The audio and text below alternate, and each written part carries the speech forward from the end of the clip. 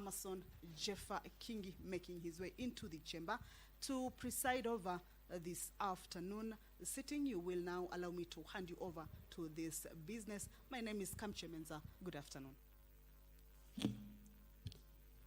Natuombe. Ewe Mwenyezi Mungu, twakusihi tutazame kwa neema nyingi na baraka.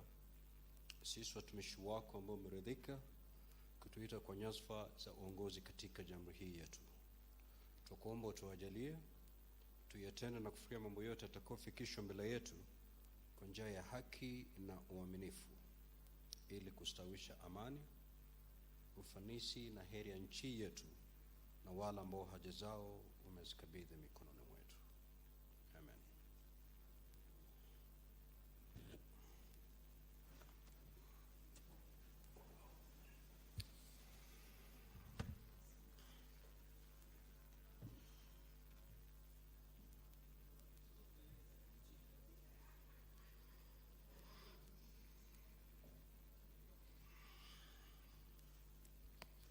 Cloud, we have quorum. Sergeant at Arms, kindly ring the quorum bell for 10 minutes.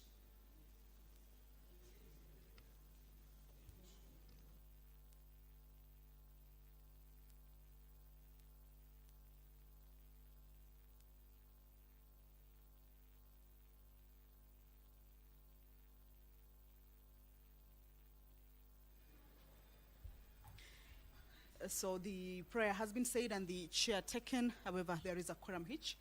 The speaker has directed that the quorum bell be rung for 10 minutes. Of course, this is as provided for in the House standing orders.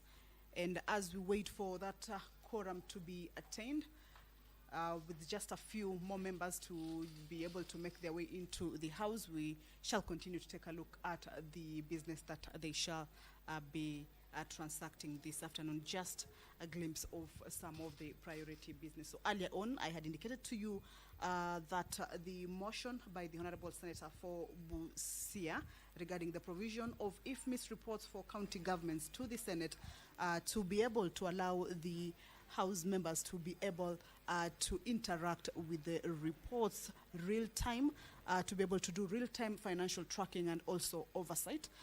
Remember, the Senate is normally facilitated with these reports, these financial reports from the Office of the Auditor General as well as the Controller of Budget to be able to take consideration on the county government's spending. Mostly these reports are handed to the committees, the watchdog committees. However, this particular motion will be able to allow the senators to have real-time visibility because it indicates that the financial reports from the Office of the Auditor General and the Controller of Budget limits the Senate's oversight capacity, as the reports often arrive long after the expenditures have occurred. So this is part of the motion that the, or rather part of the business that the senators shall be able to indulge with this afternoon as they convene for this particular plenary sitting this afternoon. Also pursuant to provisions of Standing Order 53(1), more senators we can see making their way into the House. I believe that quorum is almost attained.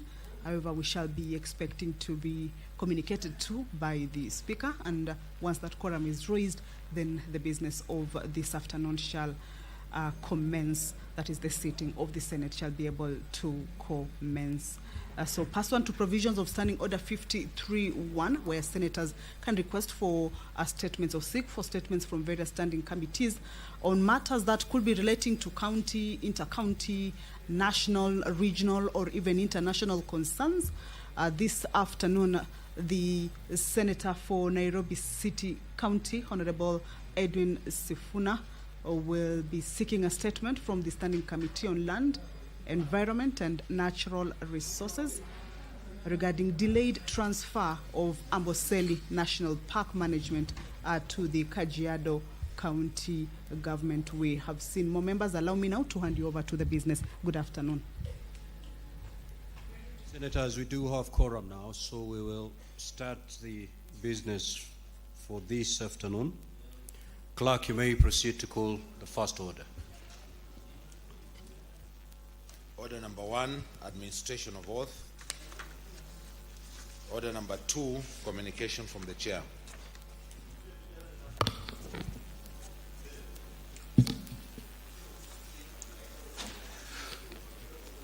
Honorable Senators, I'd like to acknowledge the presence. Majority Leader, you're out of order, certainly. You may proceed to take your seat. I would like to acknowledge the presence in the Speaker's Gallery this afternoon of a visiting delegation from the County Assembly of Bungoma, comprising of members of the House Business Committee and its Secretariat. The delegation is in the Senate for a benchmarking visit on the operations of the Senate Business Committee. I request each member of the delegation to stand when called out so that you may be acknowledged in the Senate tradition. The Honorable Emmanuel Situma, Speaker and Chairperson of the Bungoma House Business Committee. The Honorable Stephen Wamalwa, Deputy Speaker. Honorable Joseph Juma, Leader of the Majority Party. Honorable Vitalis Wangila, Leader of the Minority Party. The Honorable Meshak Simiyu, Majority Party Whip. Honorable Agri Mulongo, Minority Party Whip. Honorable Charles Nangulu. Honorable Jack Wambulwa. Honorable Johnson Ipara. Honorable Cornelius Mahanu. The Honorable Jacob Pissarro. The Honorable Mildred Barasa. The Honorable Matrine Nangalama. The Honorable Violet Makanu. The Honorable Henry Nyongesa. Mr. Charles W. Wafula. Mr. Leonard Momos. Ms. Coletta Simeyu. Ms. Caroline Wamalwa. Mr. Ignatius Wangila. Mr. Dennis Waswa. Mr. Ruth Wanami. Mr. Kalestas Ndieyira. Mr. Eric Ngobilo. Mr. Agri Kubumba. And Mr. Moses Nyongesa. On behalf of the Senate, on my own behalf, I extend a warm welcome to the delegation and wish them a fruitful and enriching visit. I will call upon the majority whip rather, under 1 minute to extend the word of welcome to the delegation.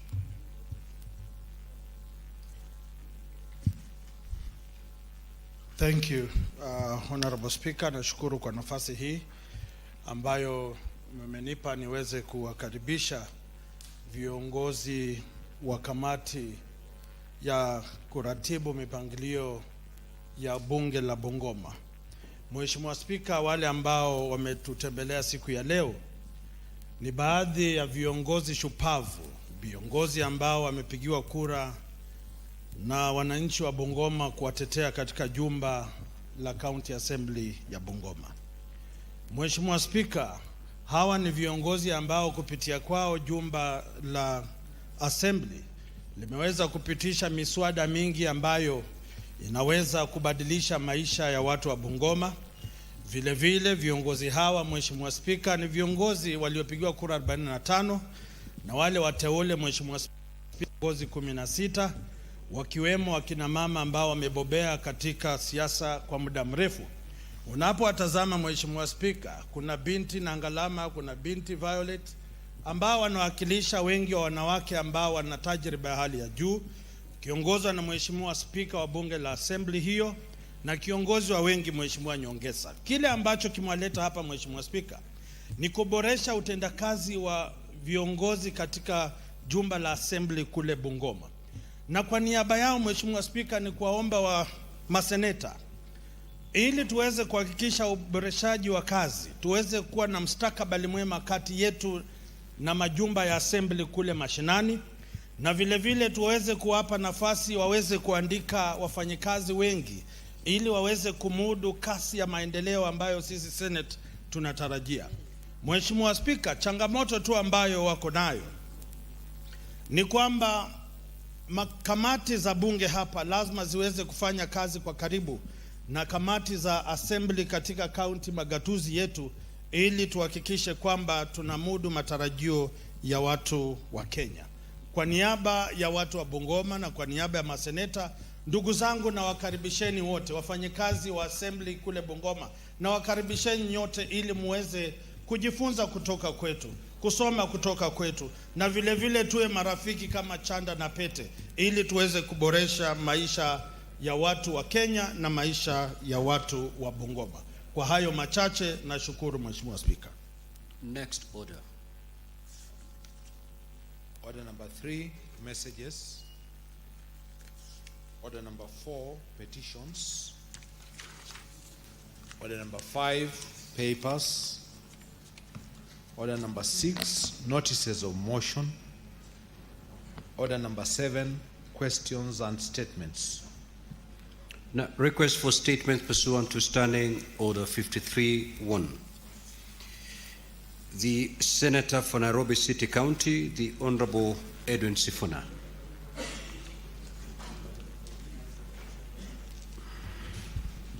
Senator, you have 2 statements. Yes. You may take them at a go. Speaker, I'm sure it will not be too bad if I just extended the welcome to the delegation from Bungoma to Nairobi.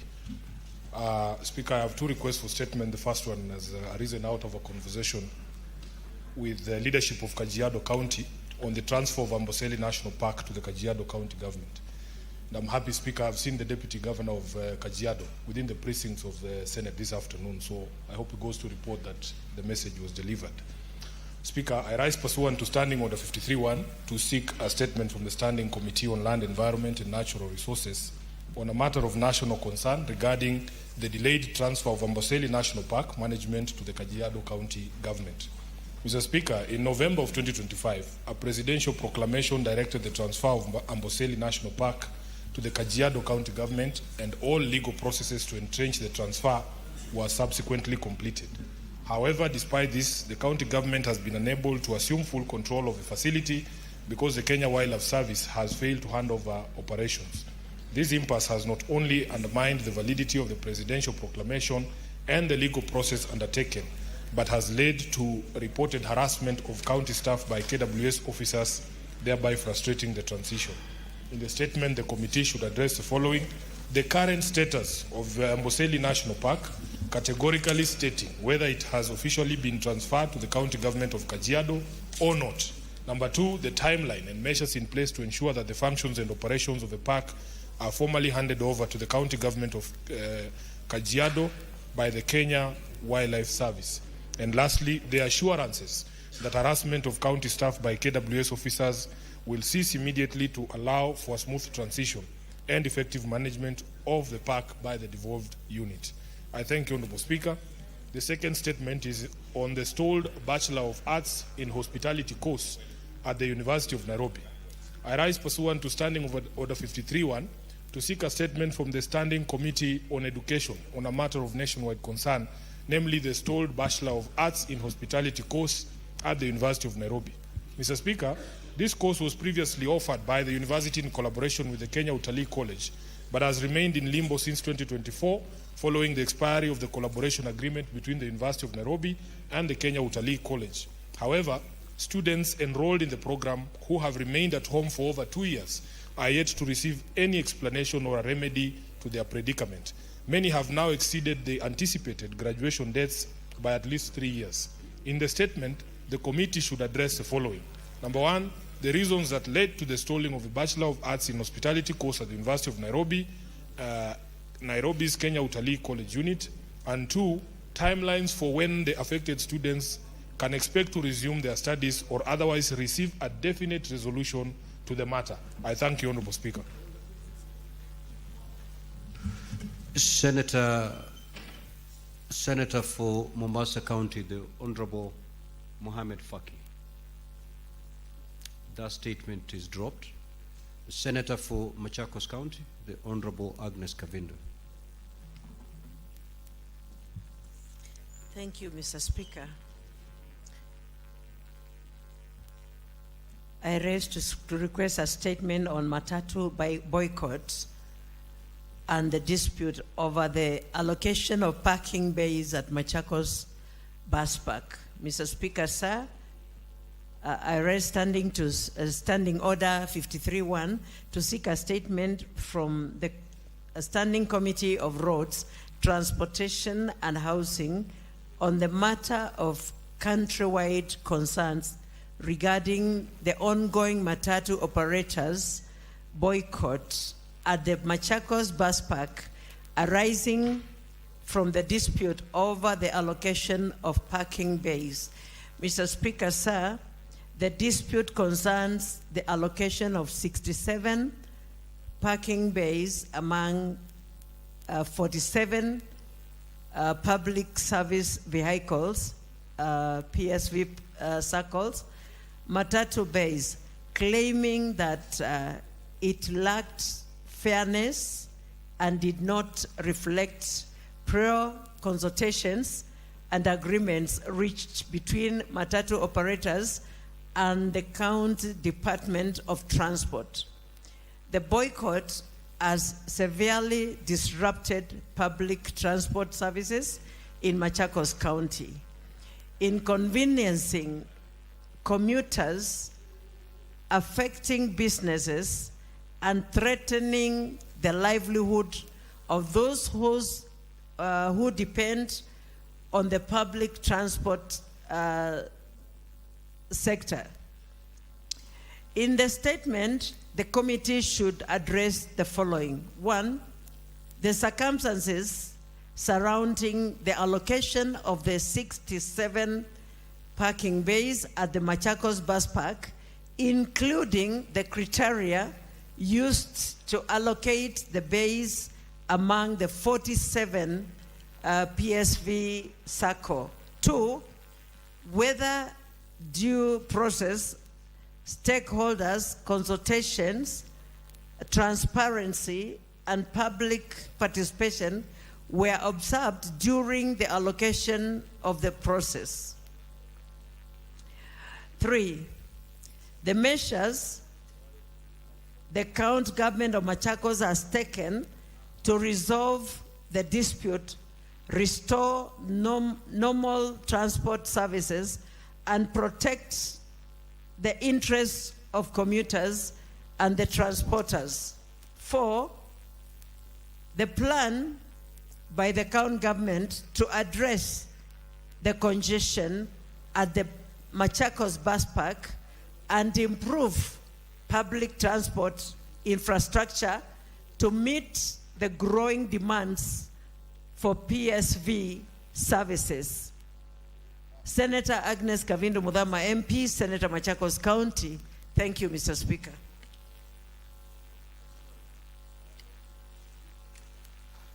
Senator Consolata wa Kwabubi.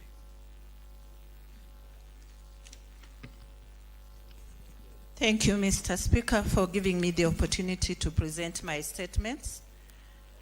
1, request for a statement on the deteriorating road network in Tongaren constituency, Bungoma County. Mr. Speaker, sir, I rise pursuant to Standing Order 53-1 to seek a statement from the Standing Committee on Roads, Transport and Housing on a matter of county-wide concern regarding the deteriorating condition of roads under the Kenya Rural Roads Authority, KERA, in Tongaren constituency, Bungoma County. Mr. Speaker, sir, several roads under KERA in Tongaren constituency are in a deplorable state. The poor condition of these roads has significantly hampered access to schools, health facilities, and other essential amenities. Mr. Speaker, I need your protection. Senator Boy. Thank you, Mr. Speaker, for that prompt response. The poor condition of these roads has significantly hampered access to schools, health facilities, and other essential social amenities. It has also compromised emergency response services and disrupted transportation of goods across the constituency. In the statement, the committee should address the following. 1, the current state of the various roads under KERA, with particular focus on the following roads. 1. Ambich Ndalu. 2. Wekulo Luhuna Mahonge. 3. Wekulo Bunambo Nakoba. 4. Mfupi Mkuyuni Makunga. 5. Rivanzoia Ndalu Minyali. 6. Ndalu Muliro. 7. Kibisi Karima. 8. Soisambu na Matore. 9. Kwarea kwa area wa Buhonyi.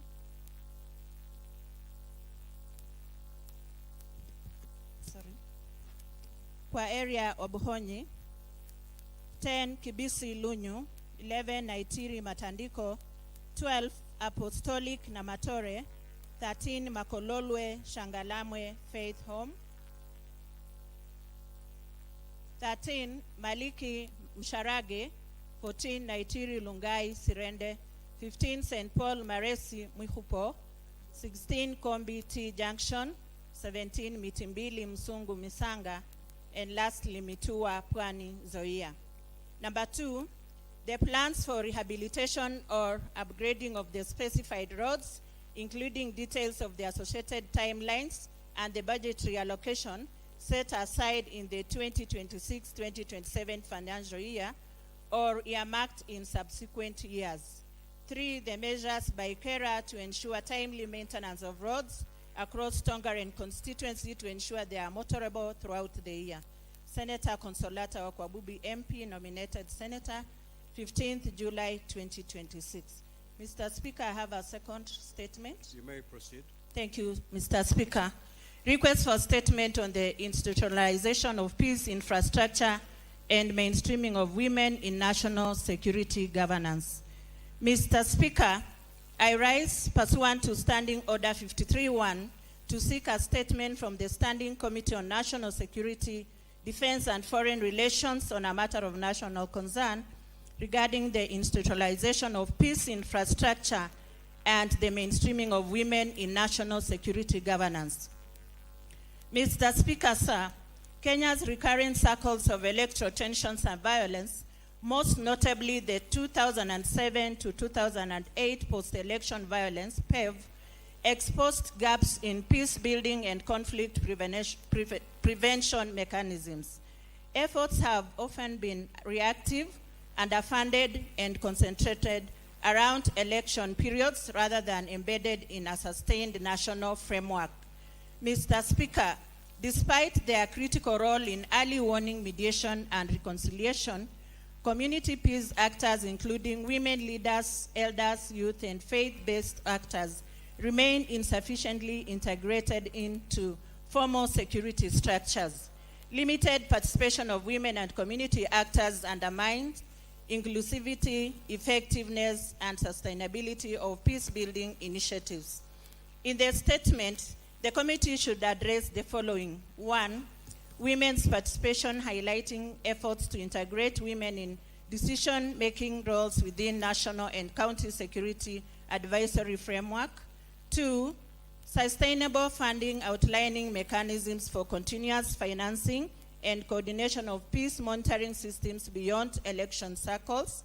3, gender-responsive approaches, detailing measures to embed gender-sensitive strategies in conflict prevention and early warning systems. 4, activation of peace monitors, clarifying the extent to which national and county-level peace monitors have been institutionalized and linked to formal security structures. 5, assessment of government facilitation of community leaders, including women and youth, in peace building and integration of grassroots early warning systems into national security strategy. Senator Consolata Wakwabubi MP, nominated Senator, 15th July 2026.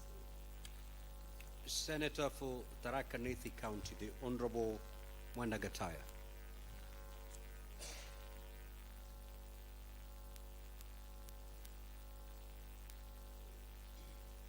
Thank you, Honorable Speaker. Mr. Speaker, sir, I rise pursuant to Standing Order 53-1 to seek a statement from the Standing Committee on Health on a matter of nationwide concern regarding the persistent technical glitches in the healthcare digital systems across the country.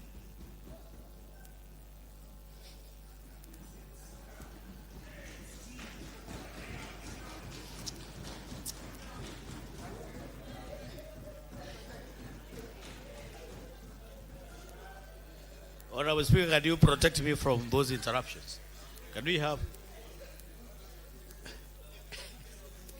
Senator Gataya, you may proceed. Thank you, Proceed. Honorable Speaker. Honorable Speaker, Honorable Speaker, I beg you to repeat. Order, can honorable they consult, senators. quiet? May the senator on his feet be heard in silence, please. You may proceed, Senator. Thank you, Honorable Speaker. Honorable Speaker, I think I have to repeat because I was disrupted. I rise pursuant to Standing Order 51 to seek a statement from the Standing Committee on Health on a matter of nationwide concern regarding the persistent technical glitches in the digital systems across the country. Mr. Speaker, sir, Kenya health system is increasingly reliant on digital platforms across public hospitals to determine patient eligibility, process technical approvals, manage claims, and facilitate hospital reimbursements. However, persistent technical glitches affecting these systems have had a direct impact on patient welfare.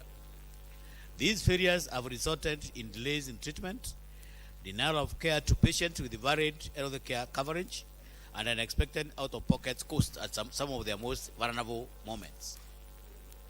In the statement, Honorable Speaker, the committee should address the following: the long-term measures being implemented to resolve the persistent technical glitches affecting the digital systems in public hospitals across the country, the alternative mechanisms available to patients when healthcare digital systems fail, including manual processing protocols, and the support measures in place to ensure that patients are not denied care or subjected to unexpected out-of-pocket expenses. Number 3, Honorable Speaker, the committee should also look at the plans to conduct a comprehensive audit of healthcare digital systems in the public hospitals across the country to identify vulnerabilities and assess their resilience. Number 4, Honorable Speaker, the committee should also look at the specific information and digital systems and technologies currently used in public hospitals to manage patient eligibility, claims processing, and hospital reimbursements, and provide the total number of reported cases of system failure over the past 12 months, resulting in delayed or denied patient care. The last one, Honorable Speaker, but not the least, the committee should also look at the concrete measures being taken to prevent future system outages, strengthen the reliability of the digital infrastructure, and safeguard the uninterrupted delivery of patient care. Thank you, Honorable Speaker. This is Senator Mwenda Gataya, Member of Parliament, Senator for Tharaka Nithi. Today, 15th of July 2026. Thank you. Senator for Kitui County, the Honorable Enoch Wambua. I thank you, the Speaker. The Speaker, I see excitement from Cherargei. I don't know what the excitement is about. I'm just reading a statement, Cherargei. And we can't fail to notice what we have seen with our brothers from the other side. Senator Wambua, you have the floor. You may proceed to request for your statement. Yes, I will, Mr. Speaker. Or just being realistic, I'm just saying that colleagues from the Mount Kenya region have come dressed in style. And we can't avoid noticing their dressing. Mr. Speaker, I am here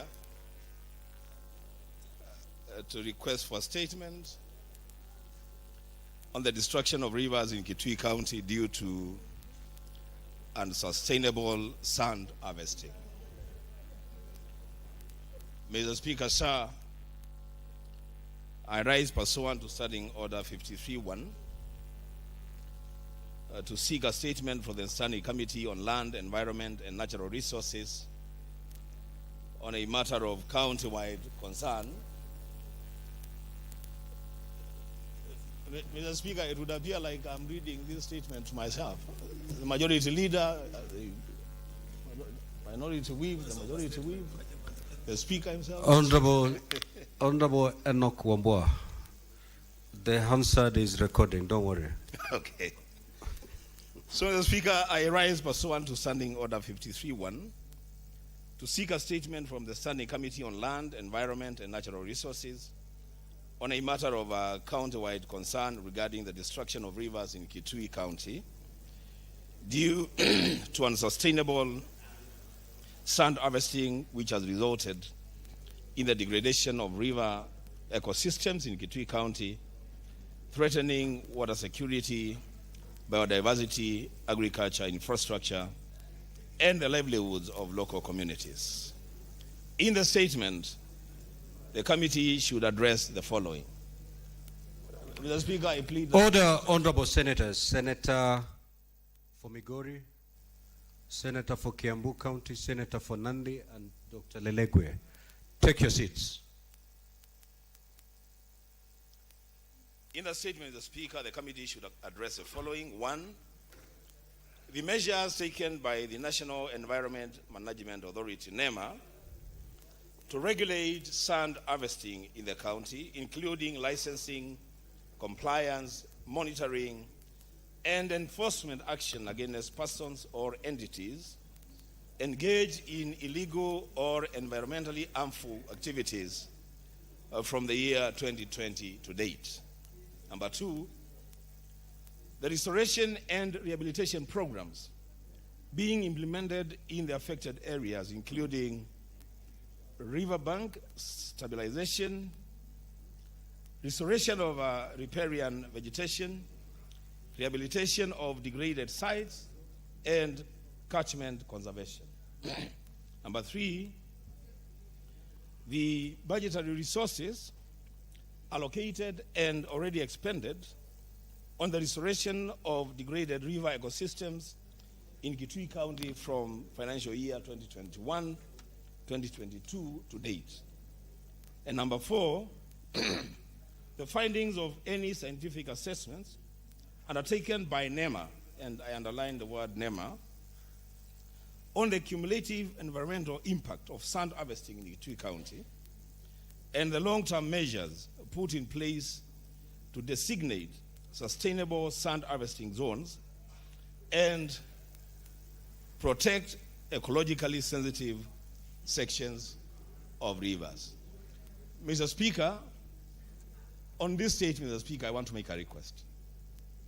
Remember, a few months ago, I raised a similar statement, just basically on the degradation of rivers, and this now is on the NEMA action to deal with that degradation. Mr. Speaker, I want to request your office to direct the Committee on Environment to visit these rivers in Kitui before we convert the entire county into a desert while we're just reading statements on the floor of the Senate.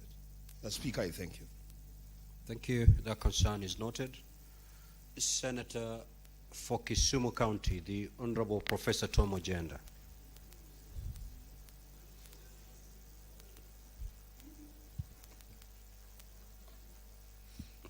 Thank you, Mr. Speaker, and I request to read this statement on his behalf.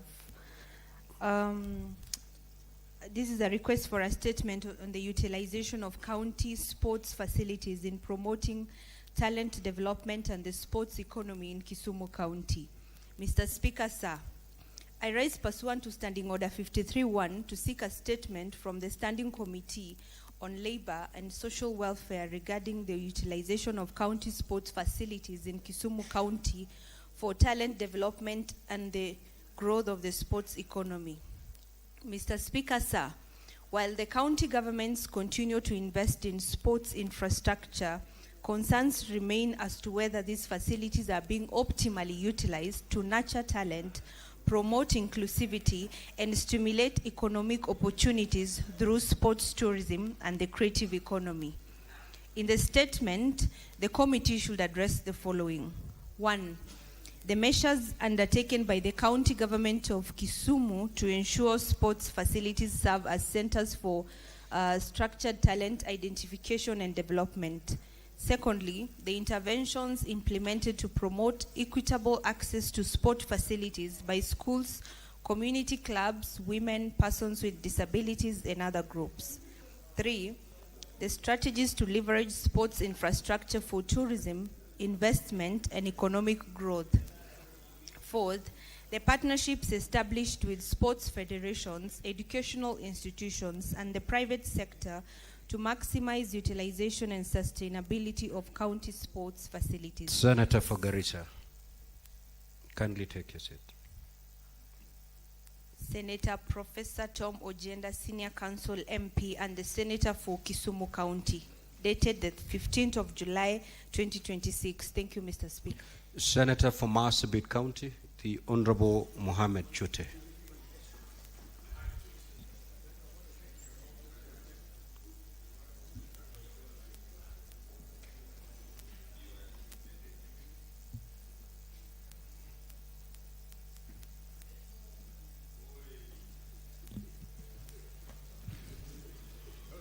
Thank you very much, Honorable Speaker. Honorable Speaker, I have 4 statements today. I want to defer 2 and read 2 statements today. Honorable Speaker, this is a request for a statement on the state of electricity connectivity in Sesi, Moyale constituency, Leai, Ilpus, Ilturia, Ilkilanga areas of Songa and other unserved and undeserved parts in Marsabit County.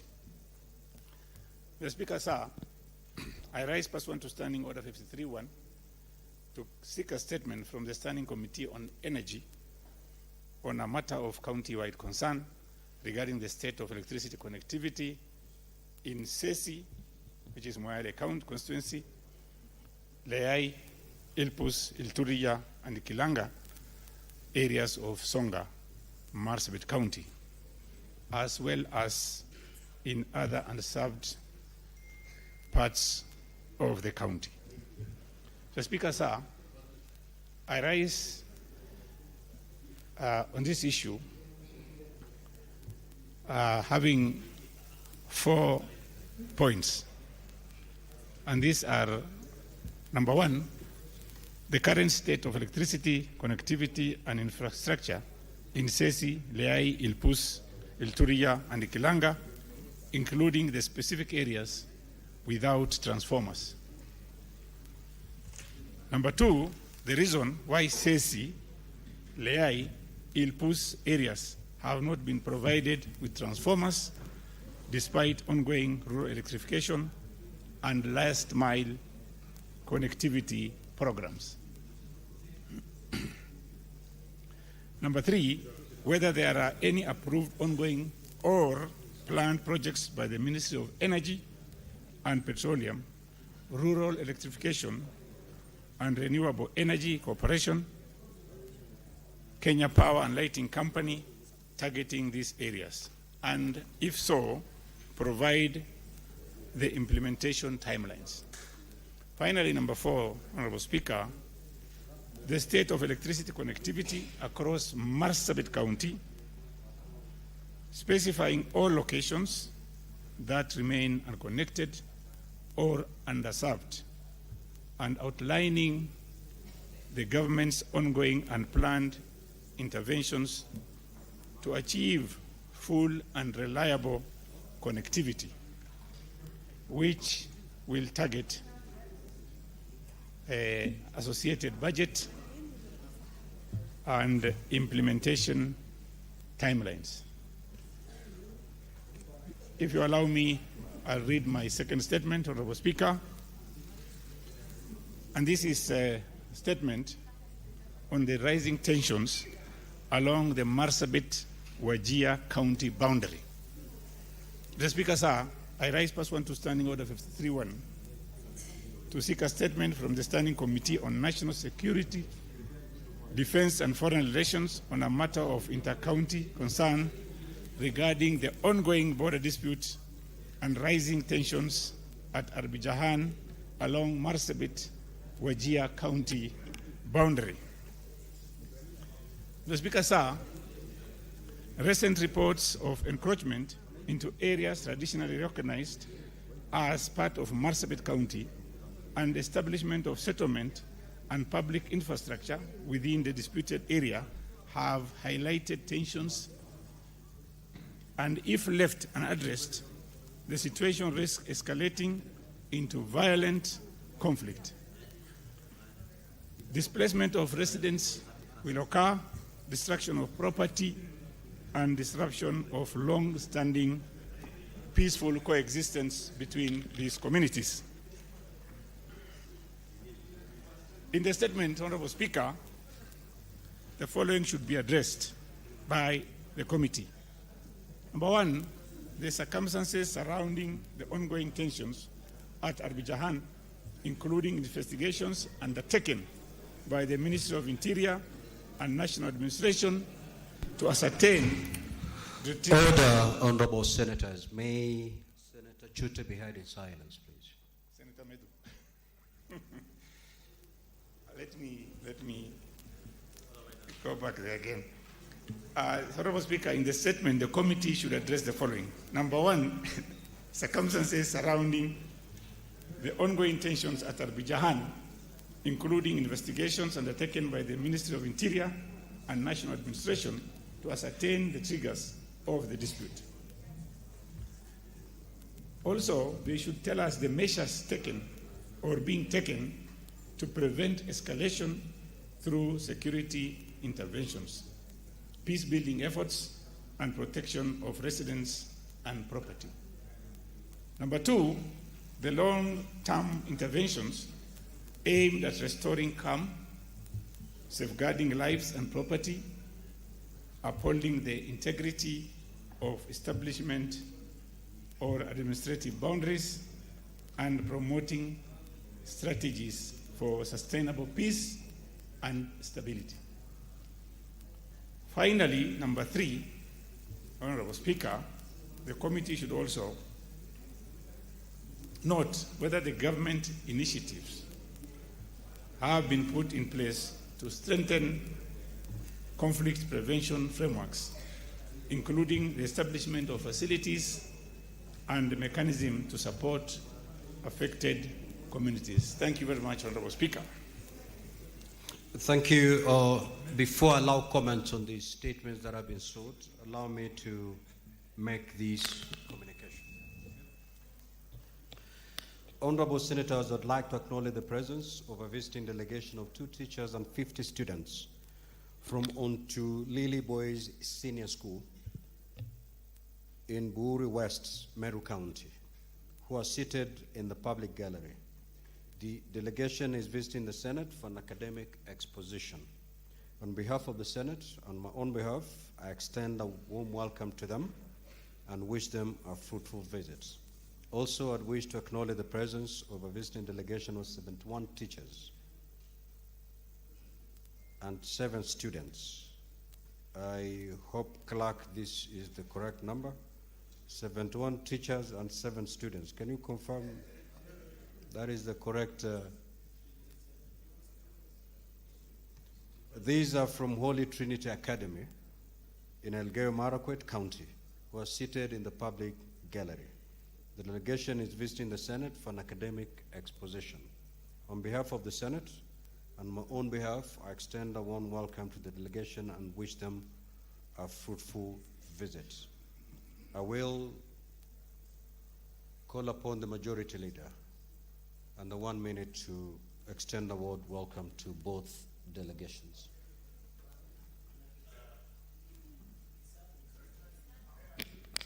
And thereafter, Senator Kisang, 1 minute.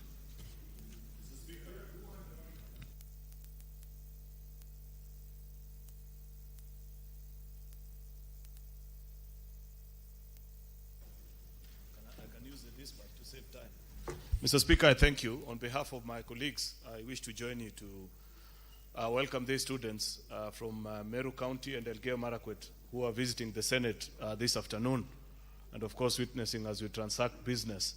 Mr. Speaker, I am sure it hasn't been very entertaining because no real legislative work has taken on the afternoon. People have been presenting statements, which is part of our representation, one of the 3 cardinal duties of a legislator, presenting issues on behalf of their constituents, and that's what the students have witnessed this afternoon. I believe later on, should they hang around a bit longer, Mr. Speaker, they'll witness debate as well, because there are many issues that are up for debate, and maybe, Mr. Speaker, should time permit also, they will see us legislate, because there are bills and motions that we want to progress beyond the stages where they are in. Mr. Speaker, Therefore, I welcome these students. I wish them well in their studies. It's my prayer that they'll be disciplined, avoid all truant behavior that can lead into the kind of challenges that we have seen in schools, not here. Finally, Mr. Speaker, is just to tell them the house is mostly more beautiful than what you see this afternoon.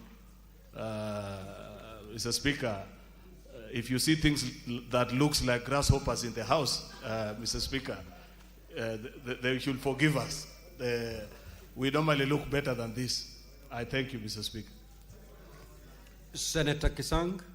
Thank you, Honorable Speaker. Honorable Speaker, also on behalf of the House, I want to take this opportunity to welcome the students from Holy Trinity from Elgeyo-Marakwet County, and also on behalf of the Senator from Meru, my friend Kathuri, the Deputy Speaker, also the students from Meru, welcome to Senate. This is where we undertake our assignment that is given by the Constitution, legislation, oversight, and also representation. So we want to ask you to be disciplined, work hard, and work smart, so that one day you may join this House or other professions in building the Kenyan nation. Thank you, Honorable Speaker. Senator Crystal Asige, you may proceed with your statement.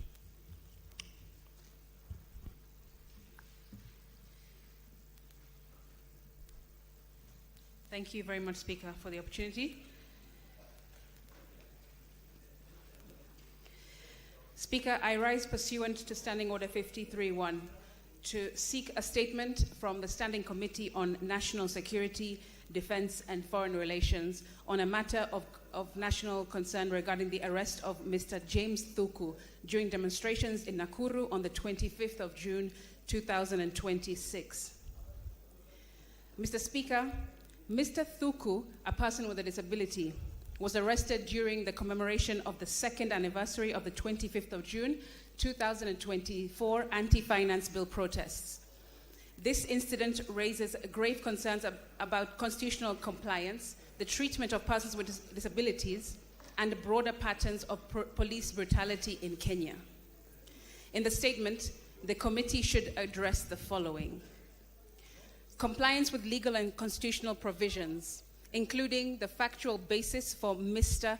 Thuku's arrest and whether the actions of the officers were consistent with Articles 27, 28, 49, 54, and 244 of the Constitution, the National Police Service Act, and the applicable National Police Service standing orders. 2, assessment of the violation of rights of persons with disabilities, particularly whether the deprivation of the mobility aid on Mr. Thuku and his right to dignity, equality, accessibility, and reasonable accommodation was observed, as well as Kenya's obligations under the UN Convention on the Rights of Persons with Disabilities. 3, police brutality against persons with disabilities, examining whether this incident reflects a wider pattern of excessive force or discriminatory practices by law enforcement, and what safeguards exist to prevent recurrence of the same. Accountability measured, 4, accountability measures instituted, detailing the identities of officers involved, the status of the disciplinary act, of the disciplinary action.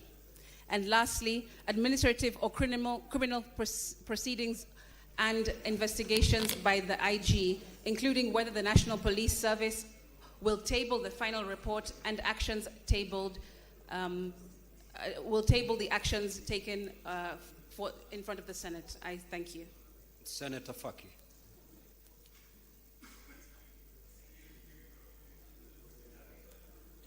Honorable Speaker,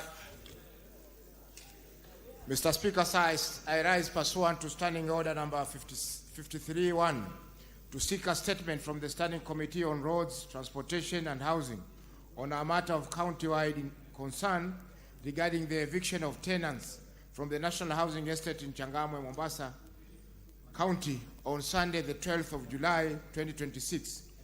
The eviction was undertaken without adequate notice and involved the use of excessive force, resulting in the displacement of tenants and loss of property. In the statement, the committee should address the following. Number 1, the circumstances. Order, honorable senators. You may consult, yes, but keep it on the down low. Thank you, Mr. Speaker. In their statement, the committee should address the following. Number one, the circumstances surrounding the eviction, including the legal basis for the exercise and the government agency and or other entity that are authorized and conducted it. Number two, the due process followed and whether the affected tenants were issued with the requisite notice before the eviction, including copies of the relevant notices, court orders, and other authorizing documents. Number three, the number of households affected, including details of any injuries, arrests, loss or destruction of property reported during the eviction. Number four, the measures taken to provide the affected tenants with the emergency shelter, humanitarian assistance and compensation, and alternative housing. Number five, the action taken against the persons found responsible for the unlawful conduct or the exercise of excessive force during the eviction, and measures put in place to prevent similar incidents. Thank you, Mr. Speaker. Senator Mohamed Faki, Senator Mombasa County. Senator Majaya.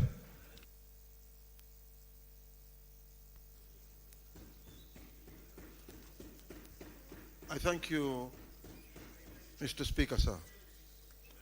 Mr. Speaker, sir, I rise pursuant to Standing Order number 53, sub 1, to seek a statement from the Standing Committee on Trade, Industrialization, and Tourism on a matter of national importance or national concern regarding the impact of the remarks attributed to the former Deputy President, Honorable Rigathi Gachagua, discouraging tourists from visiting Kenya until after the general election in 2027. Mr. Speaker, sir, the unfortunate utterances negatively portrays the nation and have raised widespread concern, public concern, over the impact on the country's tourism sector. This concern is particularly significant because of the sector's contribution to the country's gross domestic product, GDP, foreign exchange earnings, and its sustenance of billions of livelihood. Further, several countries, including Kilifi, several counties, including Kilifi, Mombasa, Kwale, Taita Taveta, Narok, Nakuru, Laikipia, Isiolo, Samburu, and Meru derive substantial economic benefits from tourism. In the statement, the committee should address the following. Number one, whether the Ministry of Tourism and Wildlife has assessed the impact of the remarks attributed to Honorable Gachagua on Kenya's tourism sector, and if so, obtain the findings of such assessment, including details on the ripple effects of any projected decline in tourist arrival on national and county government's revenues, employment and business activities, particularly in counties whose economies rely heavily on tourism.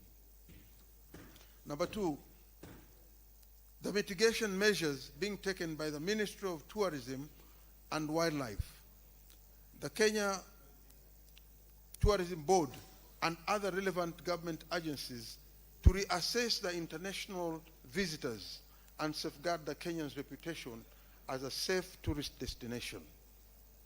Number three, the government's broader strategy to safeguard Kenya's international image and ensure that tourism promotion efforts remain effective during the periods heightened by political activity, including details on, number one, whether there are plans to engage political leaders and other public figures on the importance of responsible public communication on matters likely to impact Kenya's international reputation. And finally, the policy and the legislative actions being considered on strengthen the protection of Kenya's tourism industry against inflammatory statements likely to adversely affect the sector while safeguarding the constitutional right to freedom of expression. I thank you, Mr. Speaker. Now, honorable senators, before we allow comments, we need to do a voice vote on order number 8 and number 9. Clerk, kindly proceed to call those two orders. Order number 8, motion, consideration of a report of the Standing Committee on Justice, Legal Affairs and Human Rights on its consideration of a petition to the Senate by Mr. Laban Omusundi regarding the enactment of a legal framework to provide for recall of the President or a governor through a citizen initiative. Question to be put. Senator Muma, kindly take your seat.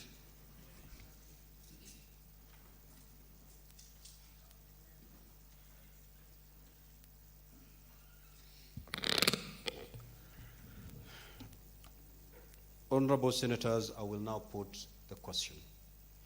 That the Senate adopt the report of the Standing Committee on Justice, Legal Affairs and Human Rights on its consideration of a petition to the Senate by Mr. Laban Omusundi regarding the enactment of a legal framework to provide for the recall of the President or a governor through a citizen initiative, which was laid on the table of the Senate on Thursday, 11th of June 2026. Will as many as of that opinion say aye? Will as many as of the contrary opinion say nay? The ayes have it. Next order. Order number 9, motion, consideration of a report of the Standing Committee on Health on a petition to the Senate by Mr. Patrick Musilu and others concerning the protection and propagation of the commercialization of the new generation Mudhea antivenom in Kenya. Question to be put.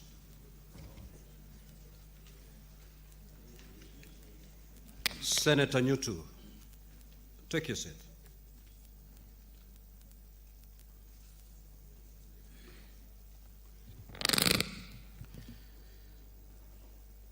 Honorable senators, I will proceed to put the question on order number 9. That the Senate adopt the report of the Standing Committee on Health on a petition to the Senate by Mr. Patrick Musilu and others concerning the protection and propagation of the commercialization of the new generation Mudhea antivenom in Kenya, laid on the table of the Senate on Wednesday, the 17th of June 2026. Will as many as of that opinion say aye? Will as many as of the contrary opinion say nay? The ayes have it. Now, honorable senators, pursuant to Standing Order 45-2, allow me to rearrange today's order paper so that we dispose of the following orders and then resume comments on the statements that have been sought. We will move to handle order number 12, 13, 15, 16, 17, 18, 19, 20, and 23, and thereafter resume the normal flow as contained in today's order paper. Clerk, you may proceed to call those orders.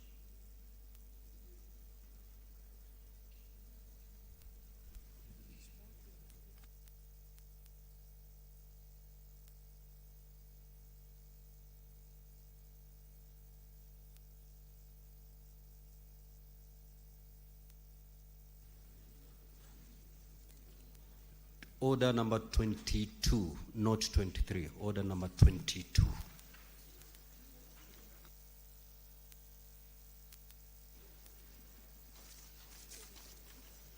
Order number 12, the County Government Laws Amendment Bill, Senate Bills number 14 of 2025, Division. Order number 13, the Community Health Promoters Bill National Assembly Bill number 53 of 2022, division.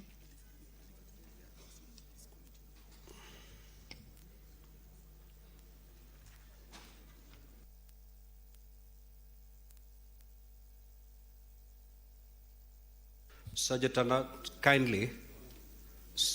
at Arms, kindly ring the division bell for 3 minutes.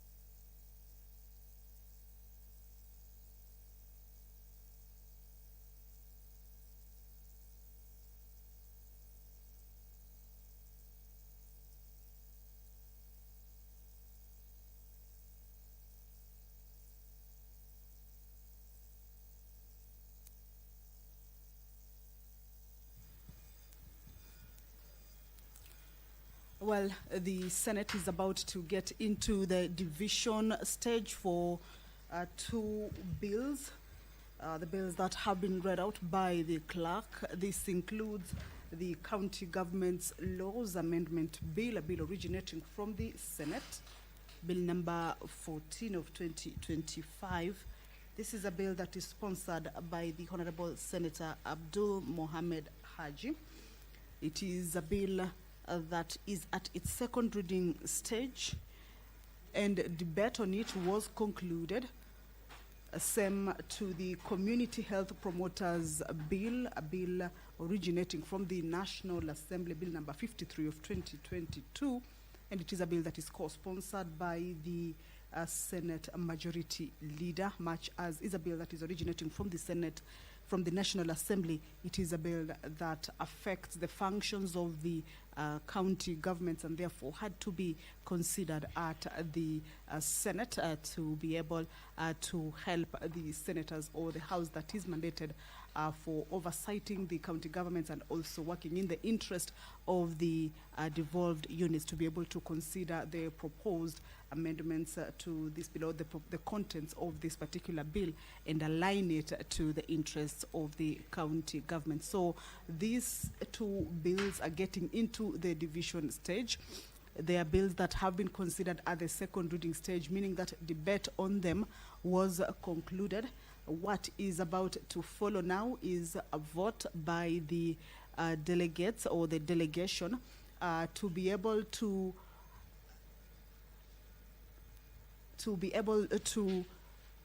make the bill move to the next stage. That is move into the consideration at the Committee of the Whole House stage for consideration of any amendments that may have been proposed by members or even the committee for the bills or for the amendments to be able to be considered either adopted or rejected.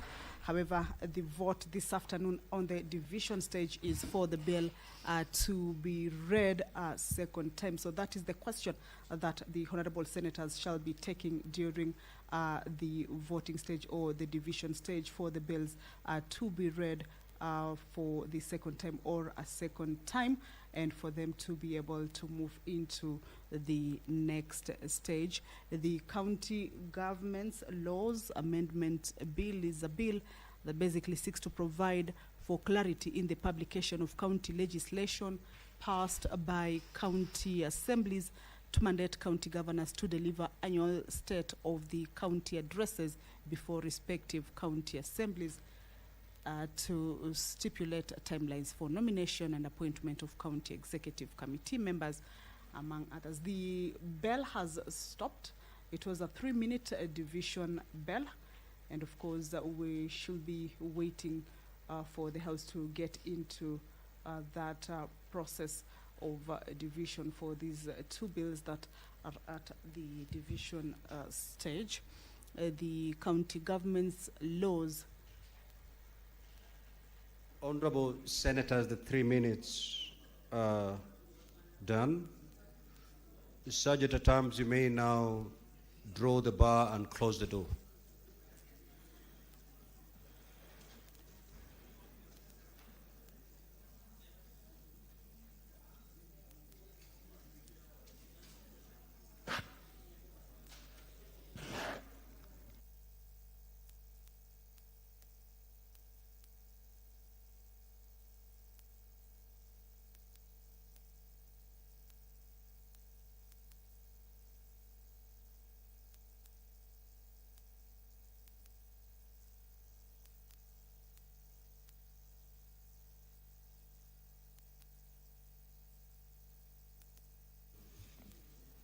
Thank you, Clerk. Before I put the question, kindly log of all honorable senators.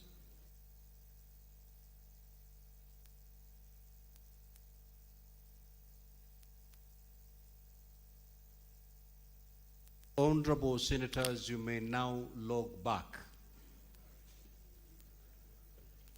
You may now log back to allow me to put the question, then you proceed to vote.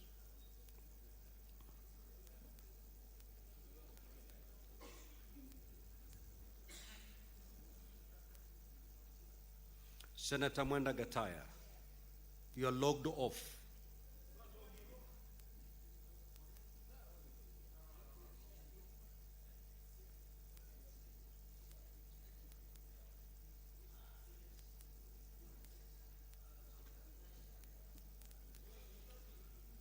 Honorable Senators, I will now proceed to put the question on order number 12, which is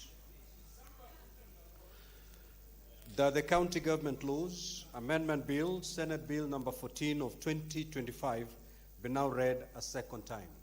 You may now proceed to vote.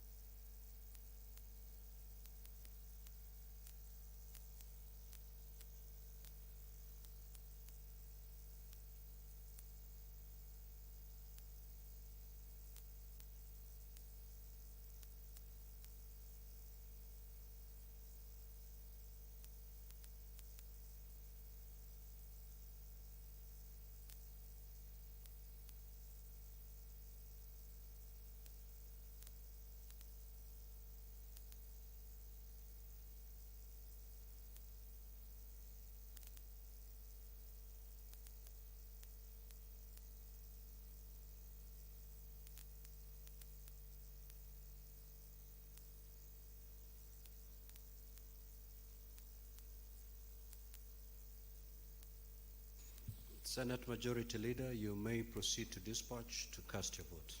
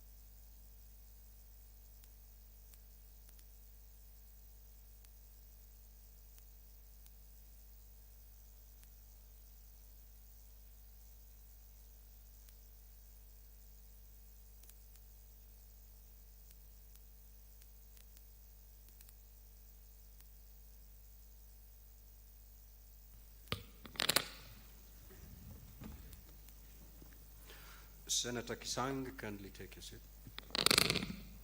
Honorable Senators, the result of the division on this order is as follows. Ayes 30 votes, abstention 0, nays 0. So the ayes have it. The County Government Laws Amendment Bill 2025, a bill for an Act of Parliament to amend the County Governments Act and the Public Appointments County Assemblies Approval Act and for connected purposes. Next order.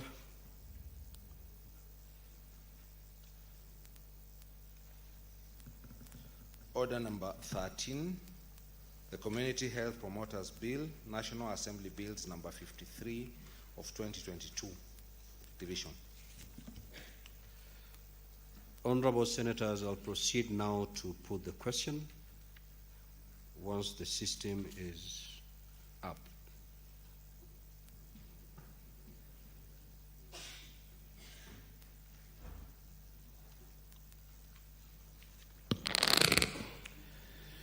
The Community Health Promoters Bill, National Assembly Bill number 53 of 2022, be now read a second time. You may proceed to vote.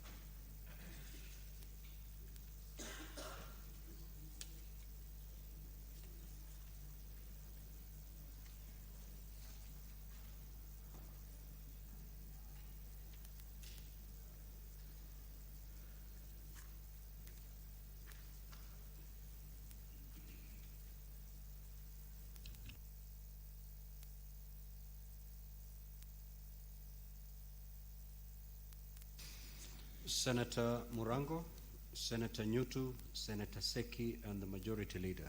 Kindly proceed to dispatch and cast your vote.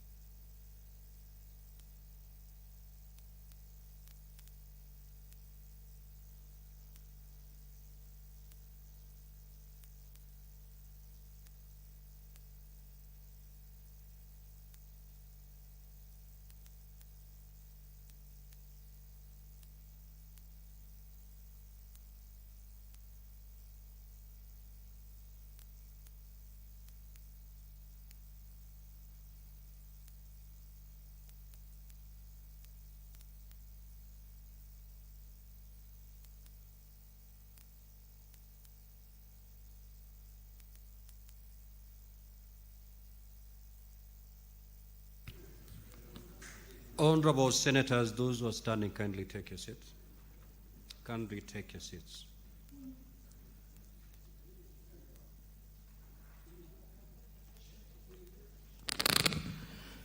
The results on the division on order number, that's order number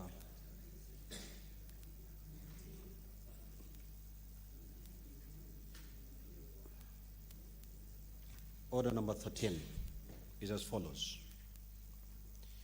Ayes 29 votes, nays at 0, abstention 0 votes. So the ayes have it. The Community Health Promoters Bill 2022, a bill for an act of parliament to regulate the practice of community health promoters, to make provision for the training and registration of community health promoters, to establish the Community Health Promoters Council, and for connected purposes. Now, honorable senators, before the doors are opened, let me make this communication. Please do not leave the chamber. We are moving to the committee of the whole. We need all of you in the chamber so that we can go through the committee of the whole. And we have quite a number. We have order number 15, 16, 17, 18, 19, 20, and 22. So kindly, as you open the doors, don't leave the chamber. Sergeant at Arms, you may now open the doors and withdraw the bar.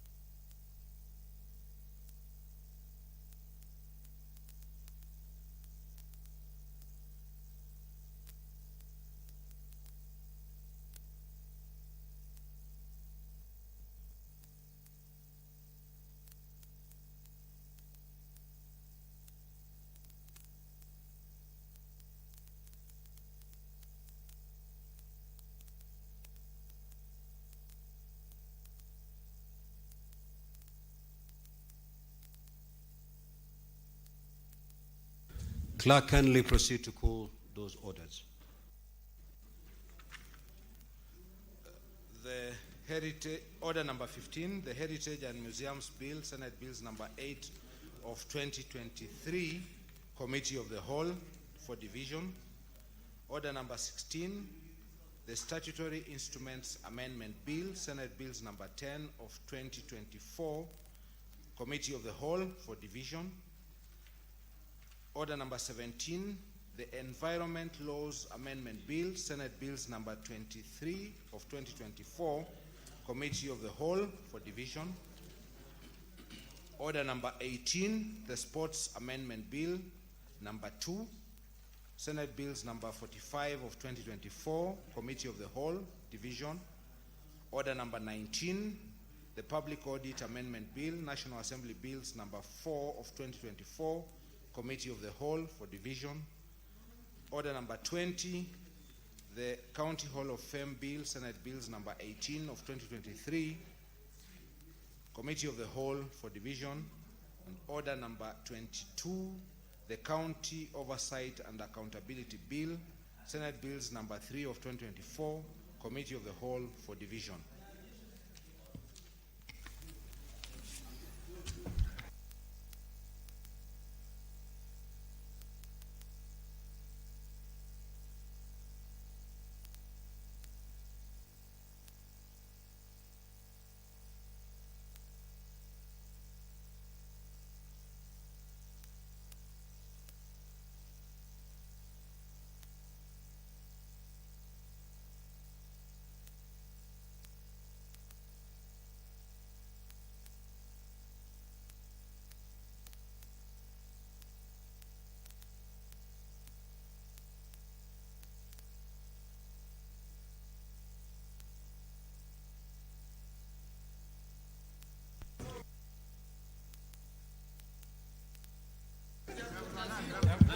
Honorable members, you may now resume your seats.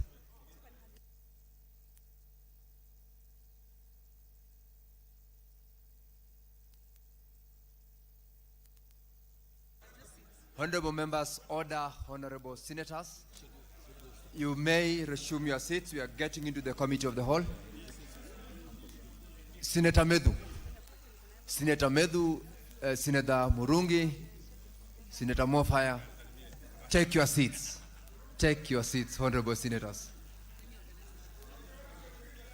Honorable senators, I would like to remind you the request made that you do not leave the chamber because we will need you also after this Committee of the Whole for purposes of division.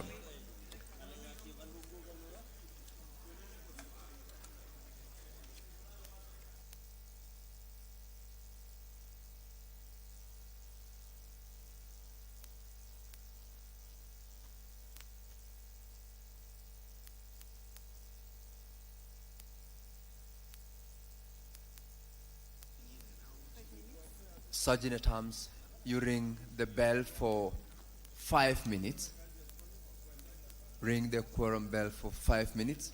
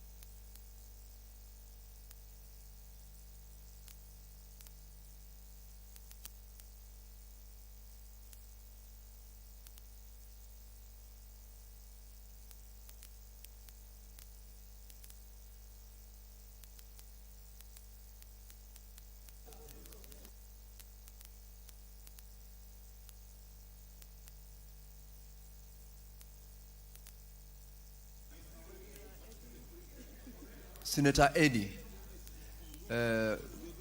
proceed to use your office to call members back to the chamber. Deputy Minority Whip as well as the Whip Majority facilitate members to resume the sitting.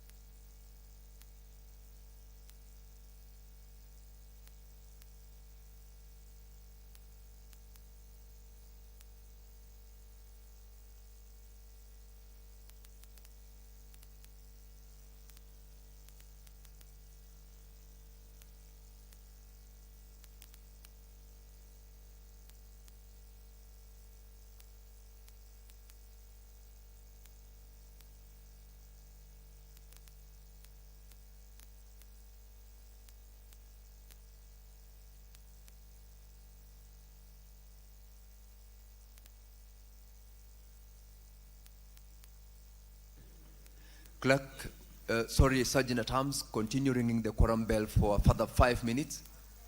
A further 5 minutes for drop back into the chamber.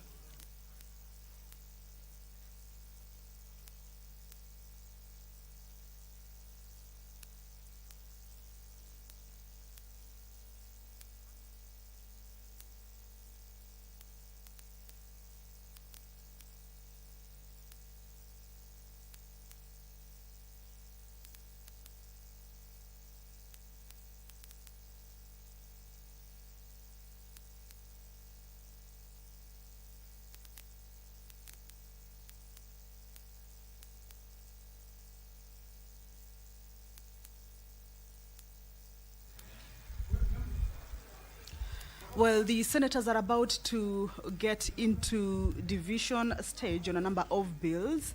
This is at the committee of the whole house stage. That voting or that division also requires the quorum for it to be able, or for the members to be able to consider these bills at that particular stage. So the first 5-minute quorum bell, as had been directed, has lapsed. The chair of the whole house committee has also again indicated or called for a further 5-minute quorum bell. Of course, this is to be able to ensure that all the members who are in the chamber make their way into the house to enable the house attain that needed quorum for the division stage. These are bills that have already gone through a second reading and were also considered at the committee of the whole house stage. The committee of the whole house stage majorly is a stage where the bills, after going through debate, and if there are any amendments that members may have proposed to these particular bills or to any bill, then at the committee of the whole house stage is where those amendments are considered on whether they can be adopted or rejected, adopted to be part of the bill or rejected. And of course, at the end of it, the bills have also to go through division. This is at the committee of the whole house stage. So the house is just waiting to be able to correct and also immediately get into the division stage for these bills. One of the bills is the Statutory Instruments Amendment Bill. This is a bill that is originating from the Senate, Bill number 10 of 2024. And it is a bill that is sponsored by the leadership of the House. This is the Senate Majority Leader, Honorable Aaron Cheriot, as well as the Senate Minority Leader, Honorable Stewart Madzayo. This is a bill that basically seeks to amend the Statutory Instruments Act, Cap 2A, to provide for timelines for the making of regulations to ensure implementation of laws passed by Parliament. The bill proposes to insert a new section 24A in the Statutory Instruments Act to require a person responsible for the making of regulations to make the regulations within 12 months. That 5-minute quorum bell has stopped. We should be waiting to hear from the chairperson of the whole house committee. Allow me to hand you over.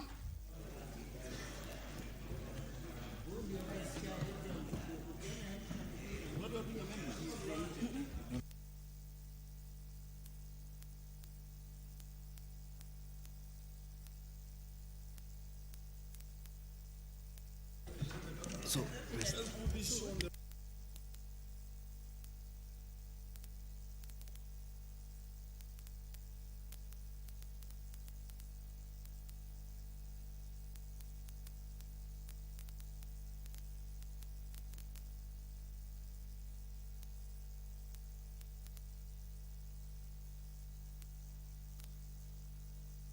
honorable members, order, honorable members. We are going straight to start with the Heritage and Museums Bill, Senate Bills number 8 of 2023. We have got in this particular bill 5 divisions, and we will proceed straight to divisions. Clerk, you may call the first. This is a clause for deletion. Clause, the first one, I will proceed to put the question that clause 98 be deleted.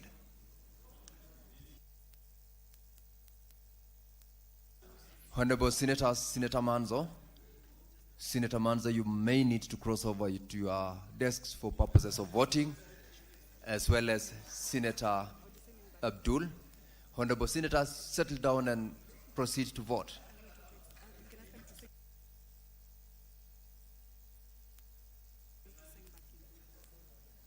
Honorable Senators, for purposes of voting, you will need to log back in. You've just been logged out. Senator Aaron Teriot, Leader of Majority, Senator Karungu Thangwa, please concentrate. Log in for purposes of voting. You are logged out. Honorable Senators, proceed to log in. Senator Abdul, what's the matter?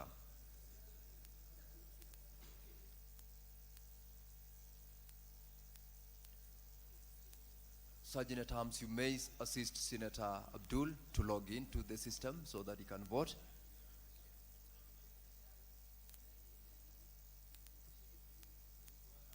Senator Faki.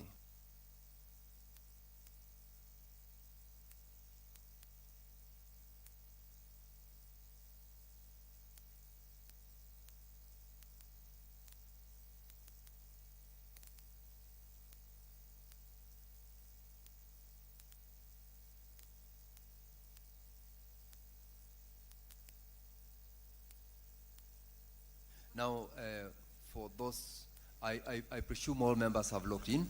I will have to put the question once again.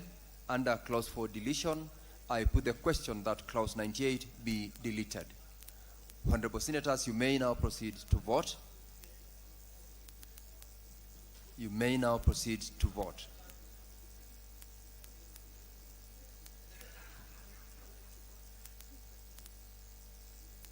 Senator Kinywa. Senator Aaron, Majority Leader.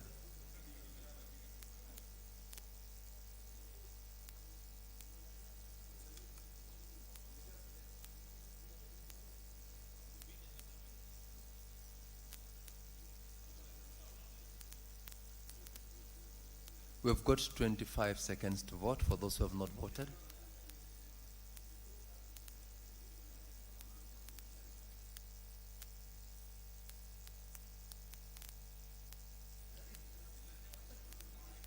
For those who have not voted, please vote. Time is almost running out.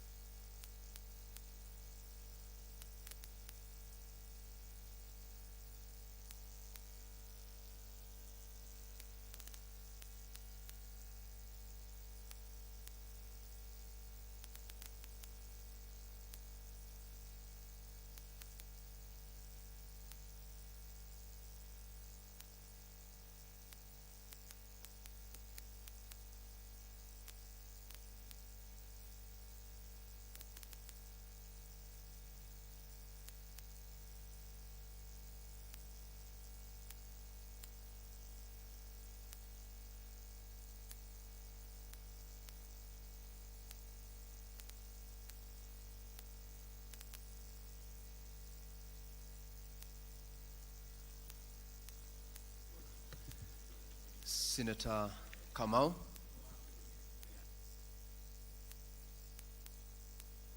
Senator Kamau Kiduku, Senator Beatrice Ogola,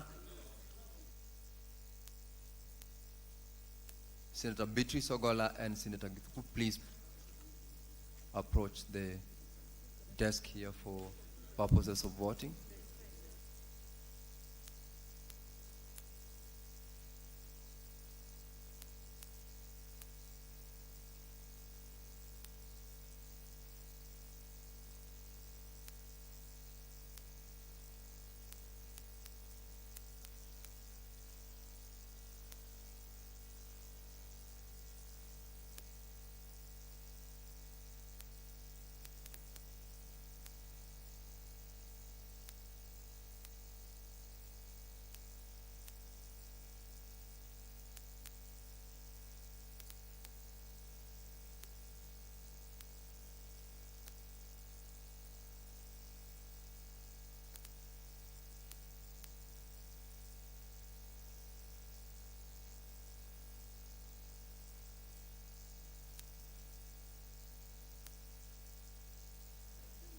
Senator Manzo, you also need to approach the desk here for support.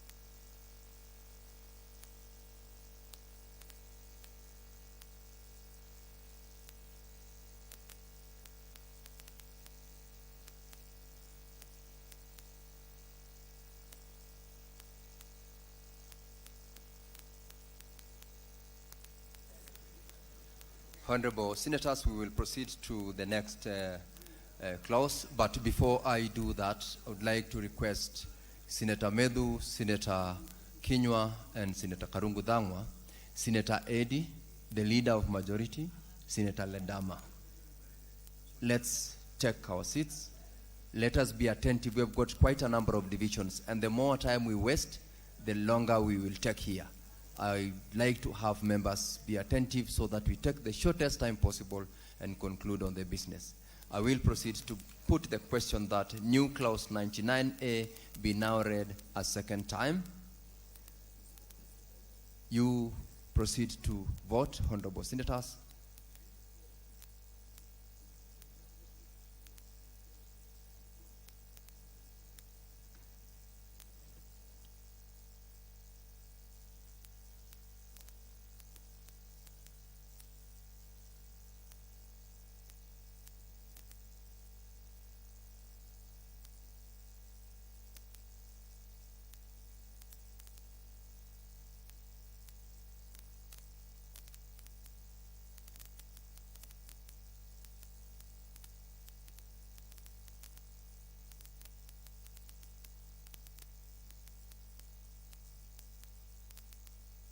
Honorable members who have not voted, time is running out.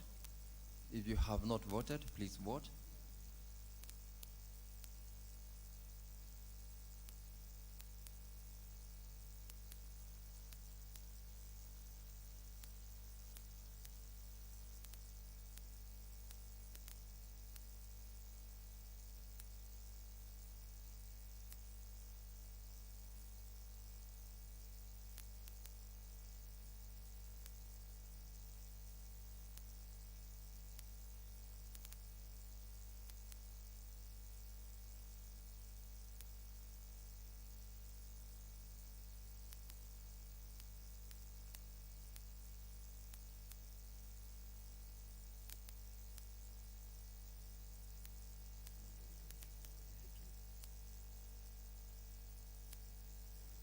We will proceed to the next, Honorable Senators, and I would like you to note the time we have taken when you are attentive to deal with that particular one. Let's also continue maintaining that. I proceed to put the question that Clause 31, Clause 41, Clause 43, and Clause 100 be amended as proposed. Proceed to cast your vote, Honorable Members.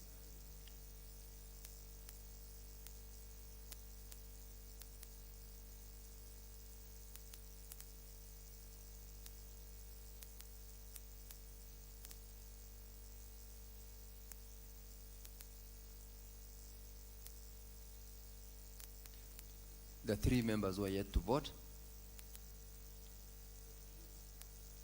3 members who are yet to vote, please vote.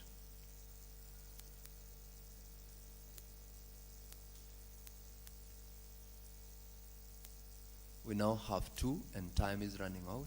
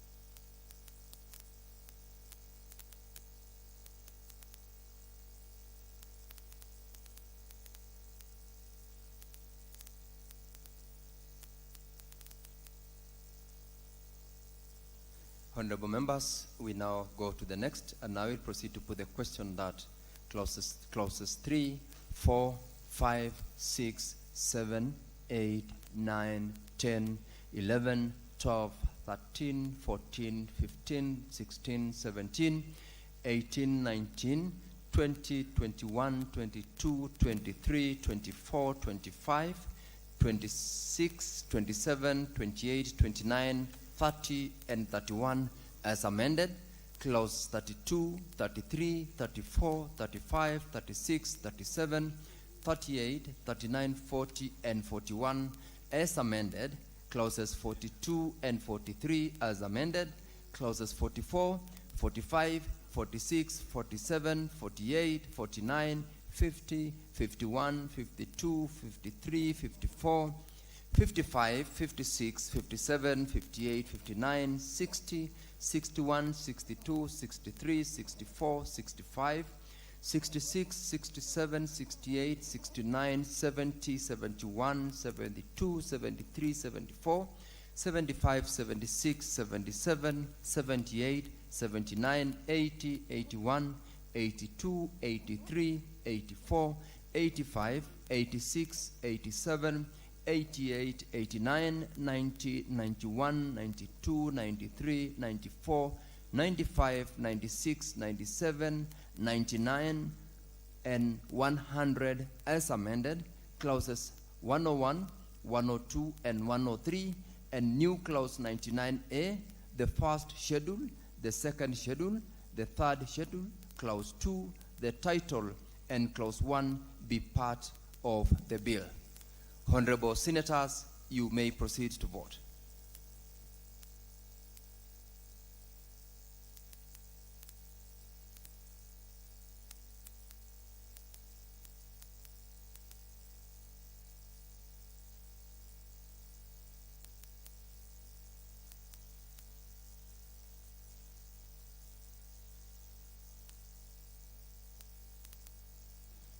Honorable members who have not voted, please vote.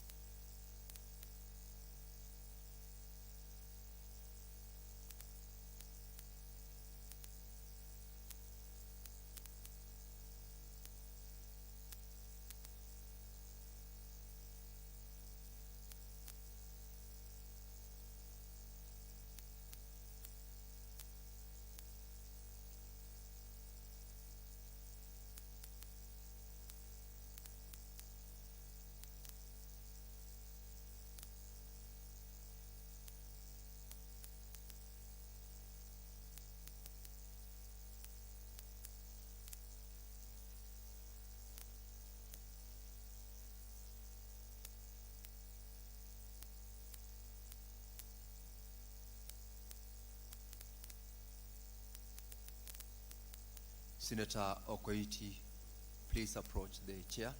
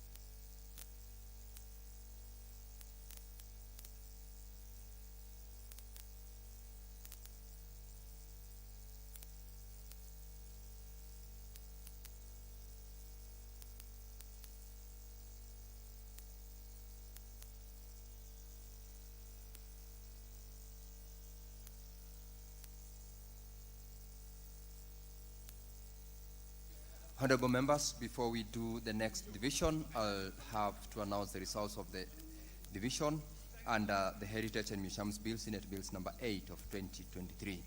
On clauses for division, ayes 29, nays 0, abstentions 0. The ayes have it. On new clause 99A, ayes 29, nays 0, abstentions 0. The ayes have it. On clauses with amendments, ayes 29, nays 0, abstentions 0. The ayes have it. And on all clauses, ayes 29, nays 0, abstentions 0. The ayes have it. We will proceed to the next bill. The next bill is the Statutory Instruments Amendment Bill, Senate Bills number 10 of 2024.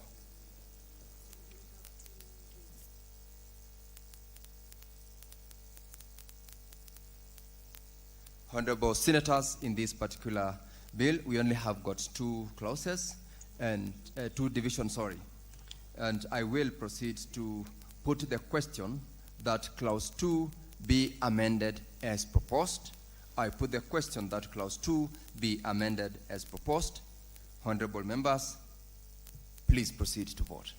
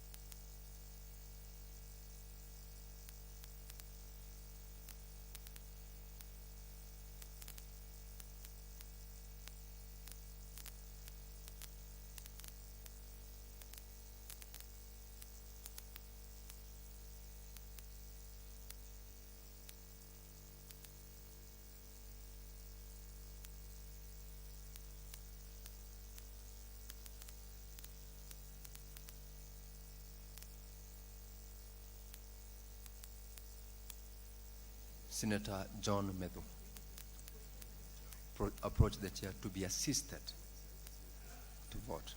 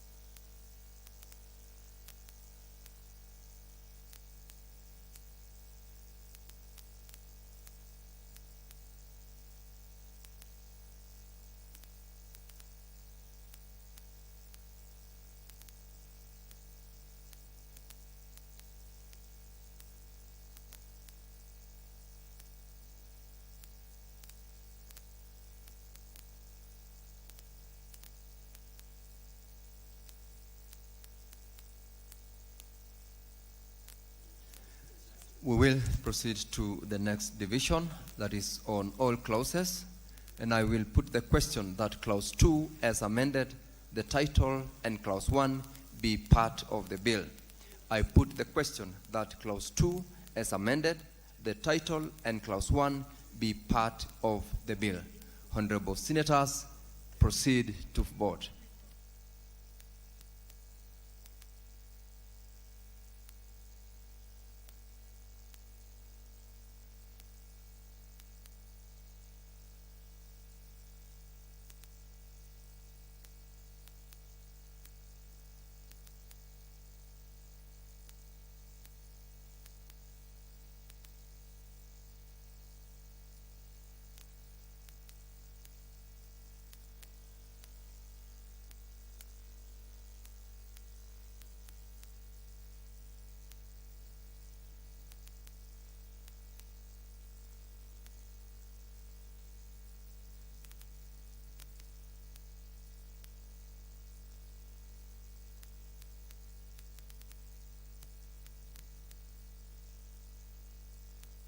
Honorable senators who have not voted, time is running out.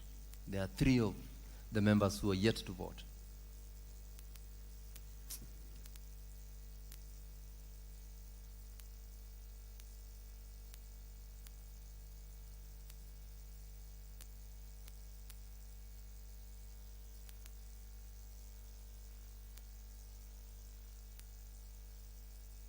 Senator Eddie Gisheru, Senator Samson Cherargei,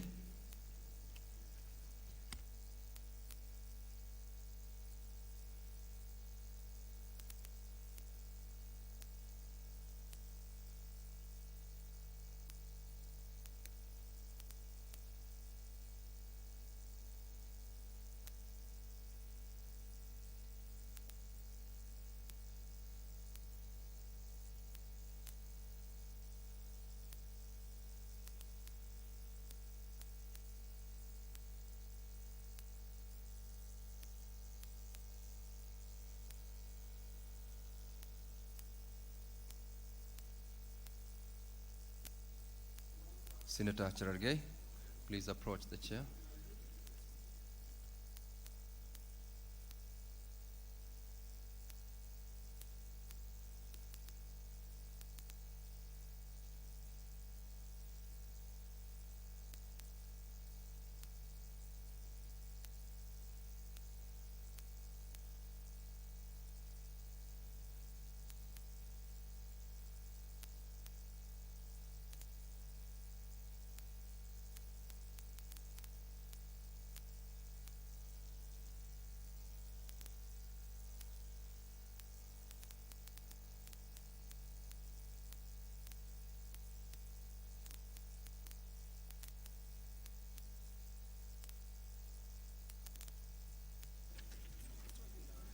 We will go to the next division on the Environmental Laws Amendment Bill, Senate Bills number 23 of 2024.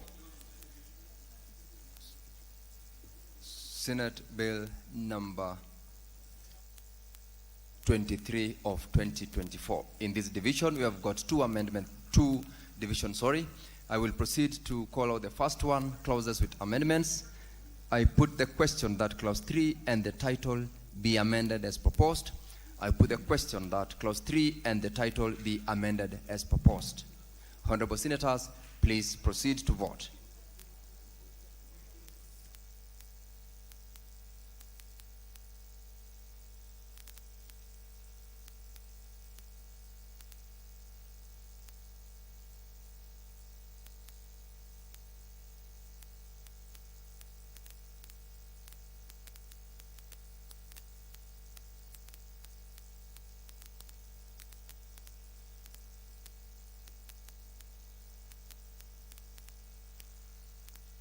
Honorable senators who have not voted, please vote. There are 4 more senators who are yet to vote, and time is almost running out. If you have not voted, please vote.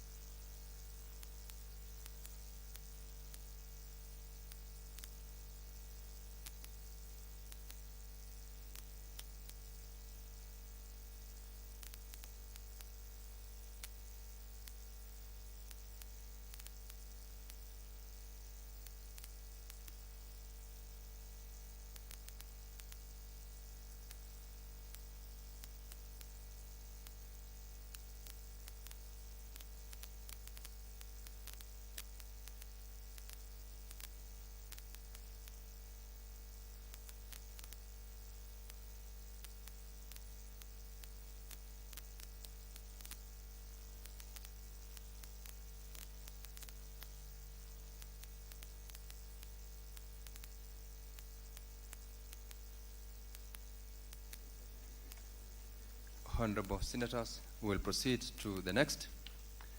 I put the question that Clause 2, Clause 3 as amended, Clause 4, Clause 5, Clause 6, Clause 7, and Clause 8, the title as amended, and Clause 1 be part of the bill. Honorable Senators, please proceed to vote.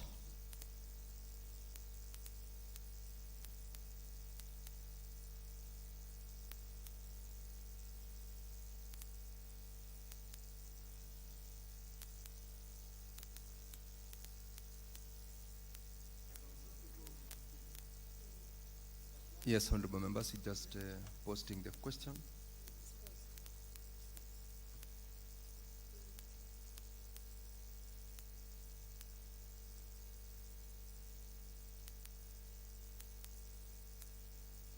Now it is up in the screens. Please vote.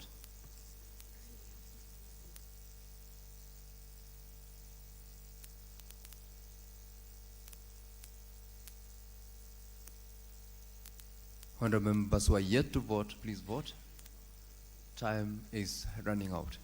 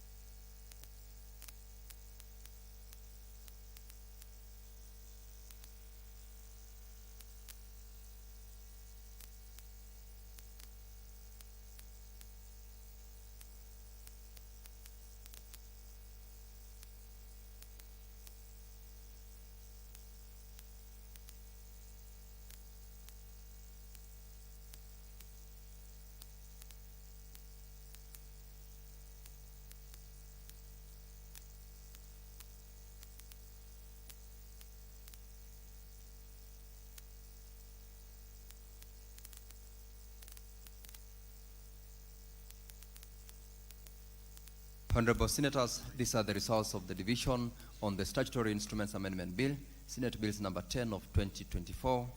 On clauses with amendment, ayes 29, nays 0, abstention 0.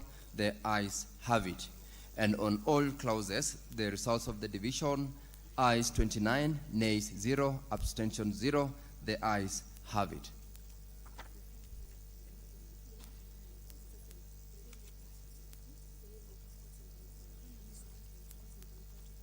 Senator Mofire, approach the desk here to be assisted to vote.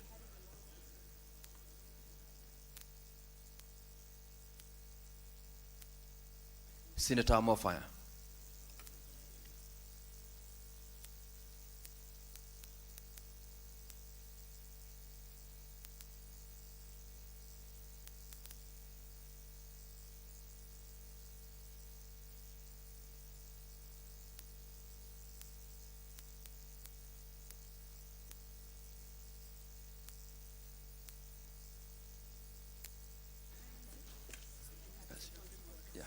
Honorable Senators, these are the results of the division of the Environmental Law Amendment Bill, Senate Bills number 23 of 2024.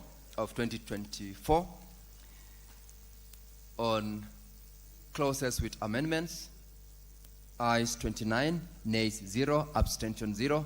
The ayes have it. And on all clauses, ayes 29, nays 0, abstention 0, and the ayes have it.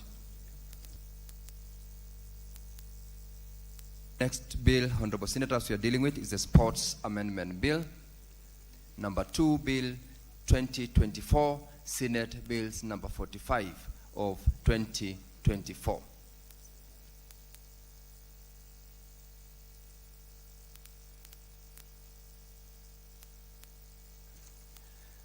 Senators, we are also proceeding to division on this one. We have got 2 divisions. I'll proceed to put the question that Clause 5 be amended as proposed. Honorable members, proceed to vote. Honorable members, please proceed to vote.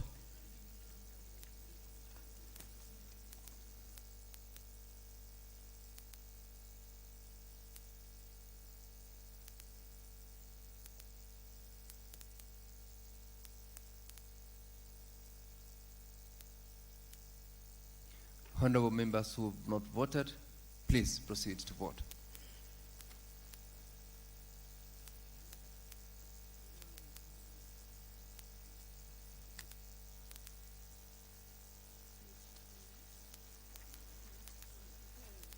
If you have not voted, time is running out. Please proceed to vote.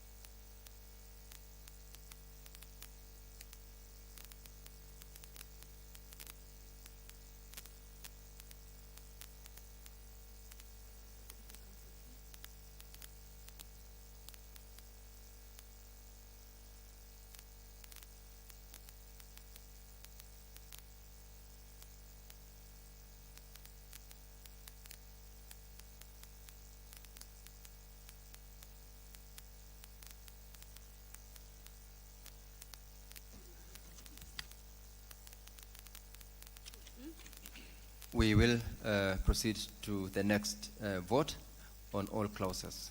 I put the question that clauses 3, 4, 5 as amended, clauses 6, 7, clause 2, the title, and clause 1 be part of the bill. Honorable Senators, you may now proceed to vote.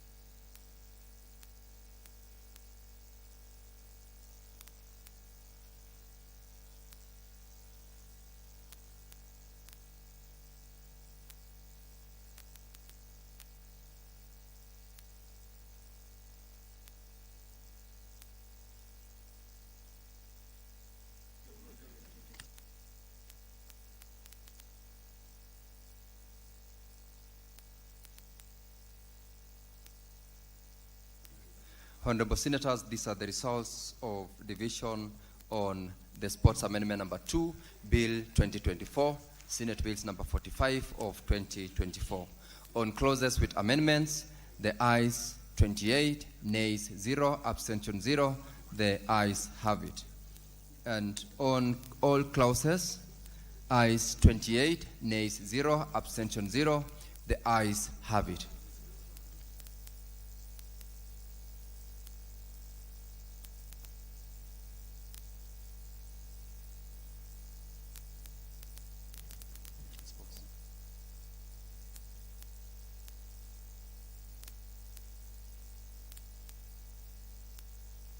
Next bill, Honorable Senators, is the Public Audit Amendment Bill, National Assembly Bills number 4 of 2024. We will start with the first one, clauses for division. I will proceed to put a question that clause 7 be deleted. Honorable Senators, please proceed to vote.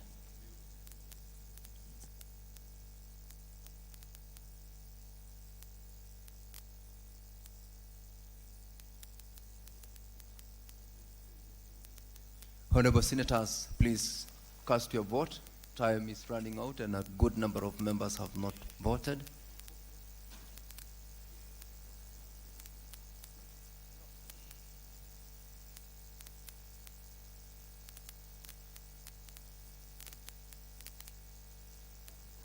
Those members who have not voted, please vote.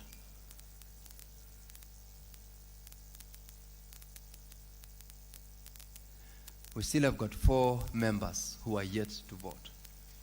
If you have not voted, in order to keep time, please vote.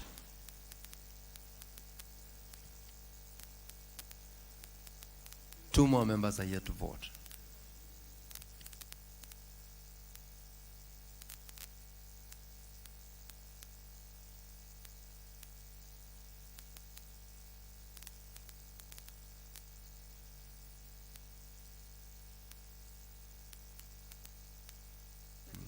Senator Kamau Giduku, proceed to the chair.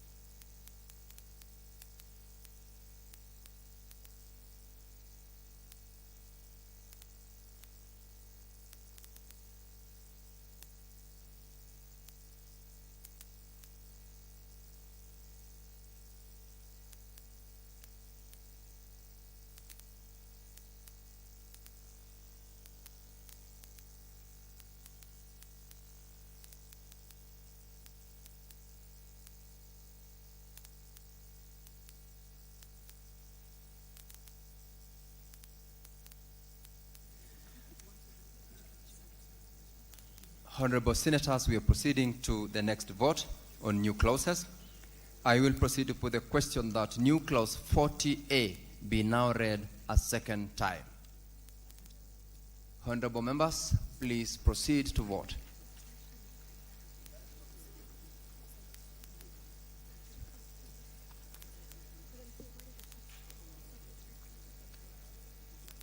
Honorable members, please vote. The system is now ready for you to vote.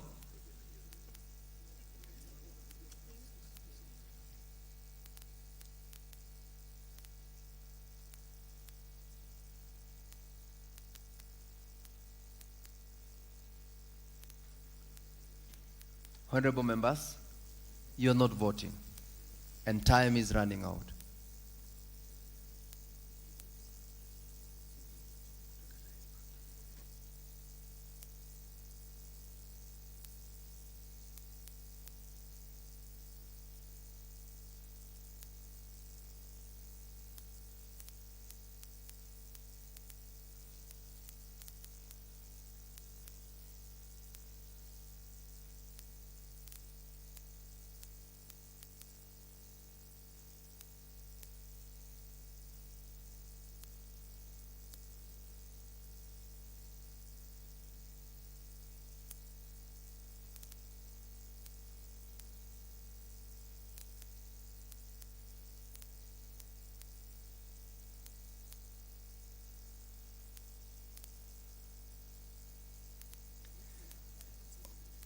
Honorable members, we are now proceeding to division on all clauses, and I put the question that clause 3, clause 4, clause 5, clause 6, clause 8, clause 9, clause 10, clause 11, clause 12 as amended, clause 13 as amended, clause 14, clause 15, clause 16, clause 17, clause 18, clause 19, clause 20, clause 21 as amended, clause 22 as amended, clause 23 as amended, clause 24 as amended, clause 25, clause 26, clause 27, clause 28, clause 29, clause 30, clause 31 as amended.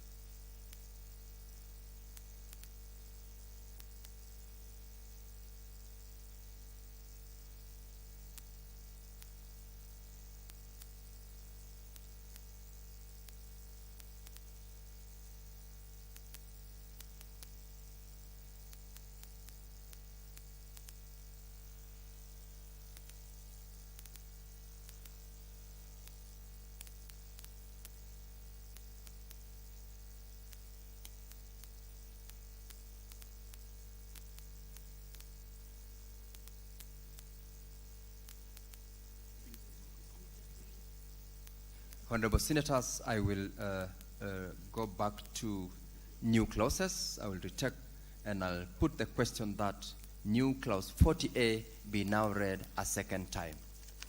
Honorable Senators, you proceed to vote on that one.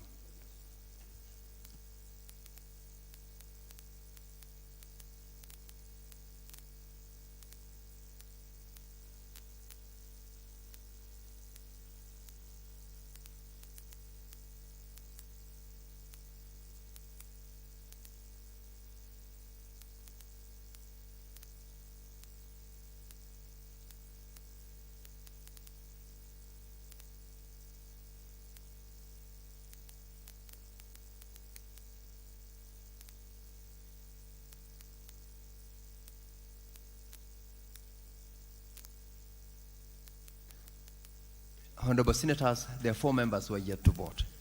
Please vote so that we also keep time and we don't have to assist members to vote. For those who are yet to vote, please vote. There are 3 more members. There are 2 more members who are yet to vote.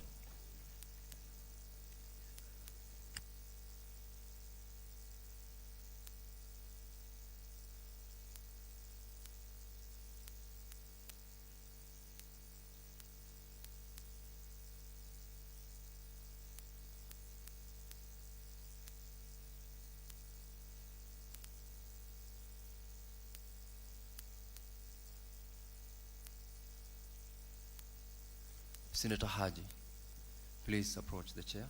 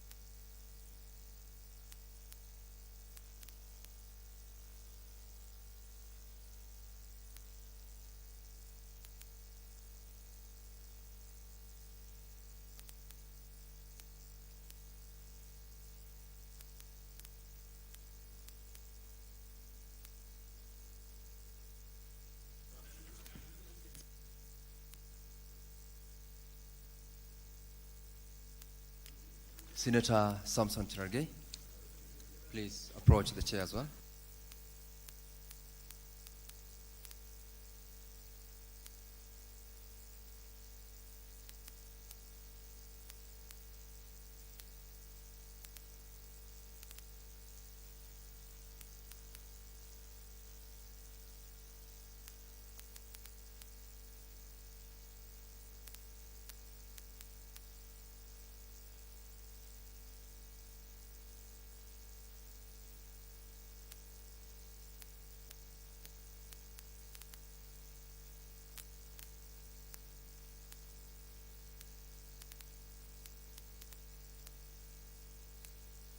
Now, Honorable Senators, we now proceed to division on all clauses.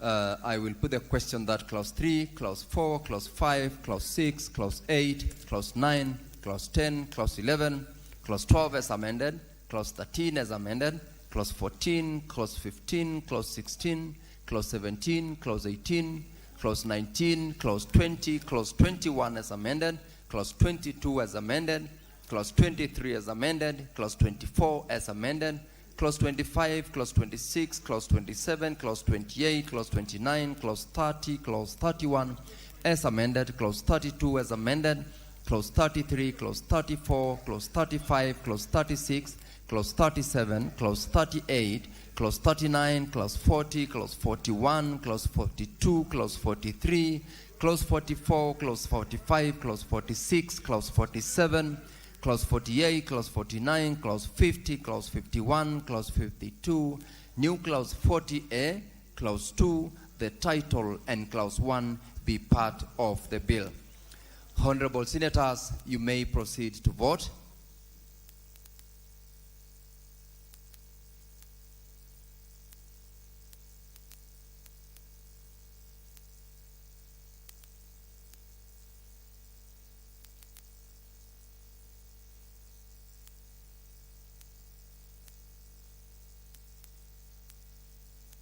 Honorable Senators who have not voted, please vote. I think everyone else has voted.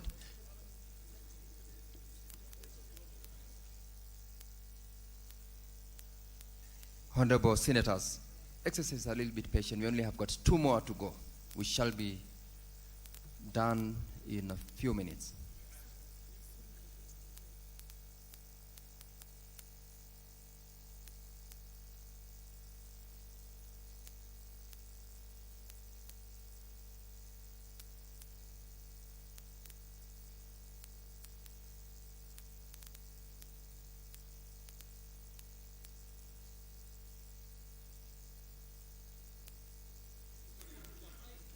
Honorable Senators, these are the results on the division on the Public Audit Amendment Bill, National Assembly Bills number 4 of 2024.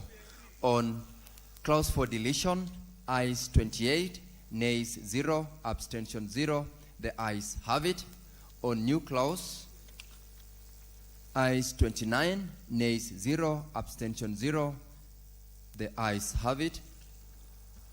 On clauses with amendments, ayes 29, nays 0, abstention 0. The ayes have it. And finally, on all clauses, ayes 29, nays 0, abstention 0. The ayes have it.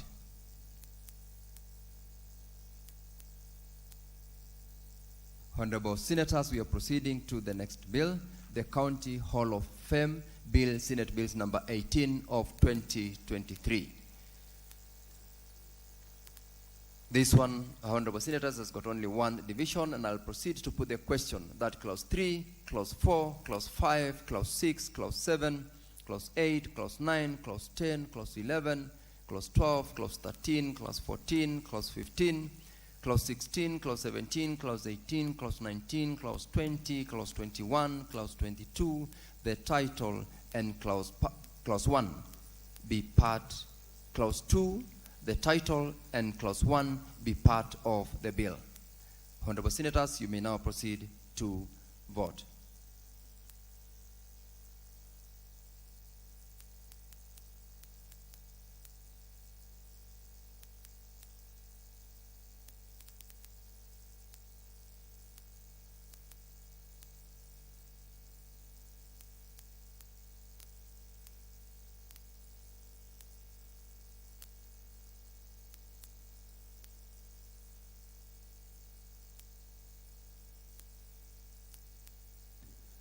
Honorable Senators, there is one person who is yet to vote. There is one honorable member who is yet to vote. If you have not voted, please vote.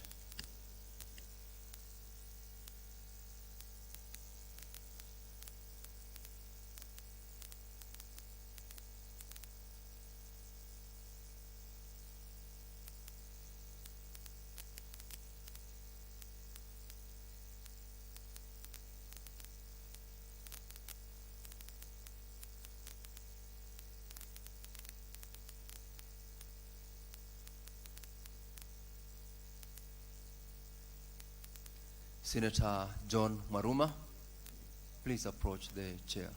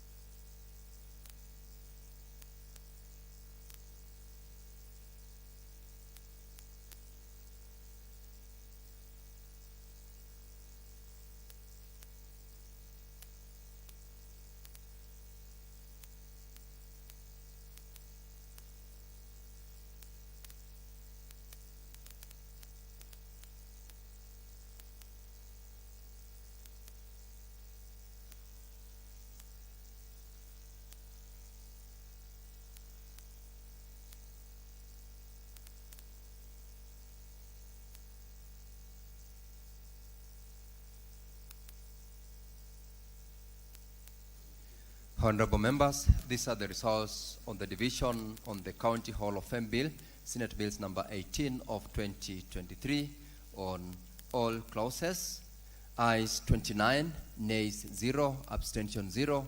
The ayes have it.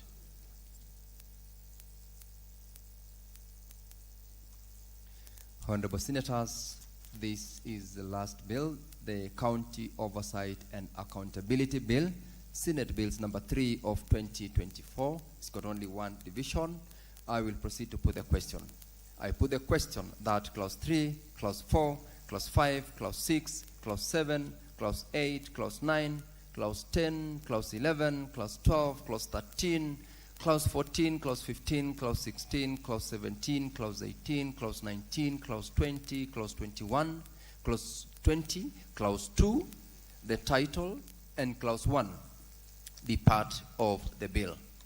Honorable members, proceed to vote.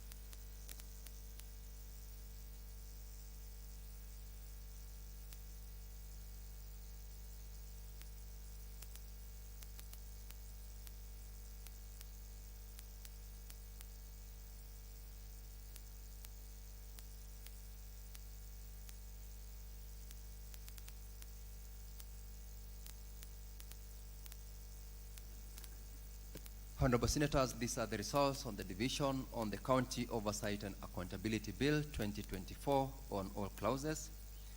Ayes 29, nays 0, abstentions 0. The ayes have it.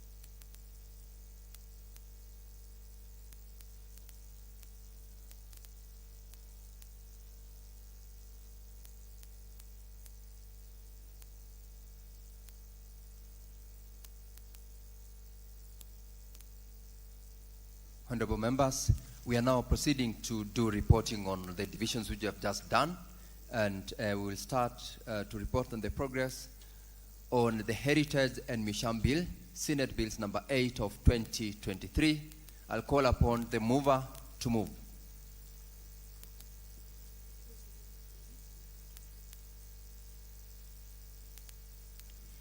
The leader of majority, please move. Honorable Chairperson, I beg to move that the committee do report to the Senate its consideration of the Heritage and Museums Bill and its approval thereof with amendments. I now proceed to put the question that the committee do report to the Senate its consideration of the Heritage and Museums Bill, Senate Bills number 8 of 2023, and its approval thereof with amendments. And will as many as of that opinion say aye? Will as many as of a contrary opinion say nay? The ayes have it. Next is reporting on the Statutory Instruments Amendment Bill, Senate Bills number 10 of 2024. Majority Leader.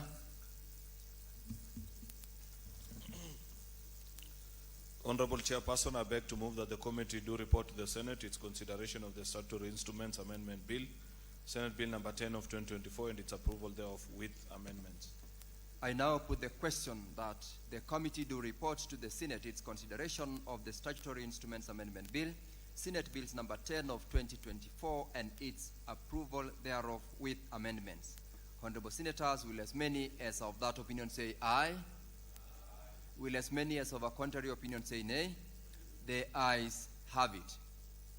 We will proceed to the next reporting on the Environment Law Amendment Bill, Senate Bills number 23 of 2024. Mover, Senator Haji, proceed. Give Senator Haji the microphone.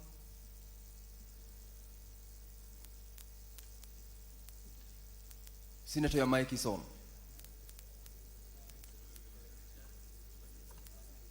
Proceed to the it's now on. Proceed. Yes, thank you, Chair.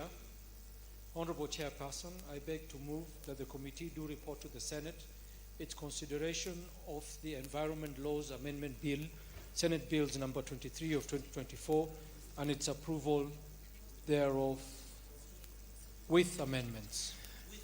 And now I proceed to put the question that the committee do report to the Senate its consideration of the Environment Laws Amendment Bill, Senate Bills number 23 of 2024, and its approval thereof with amendments. Honorable members, will as many as of that opinion say aye? Will as many as of a contrary opinion say nay? The ayes have it.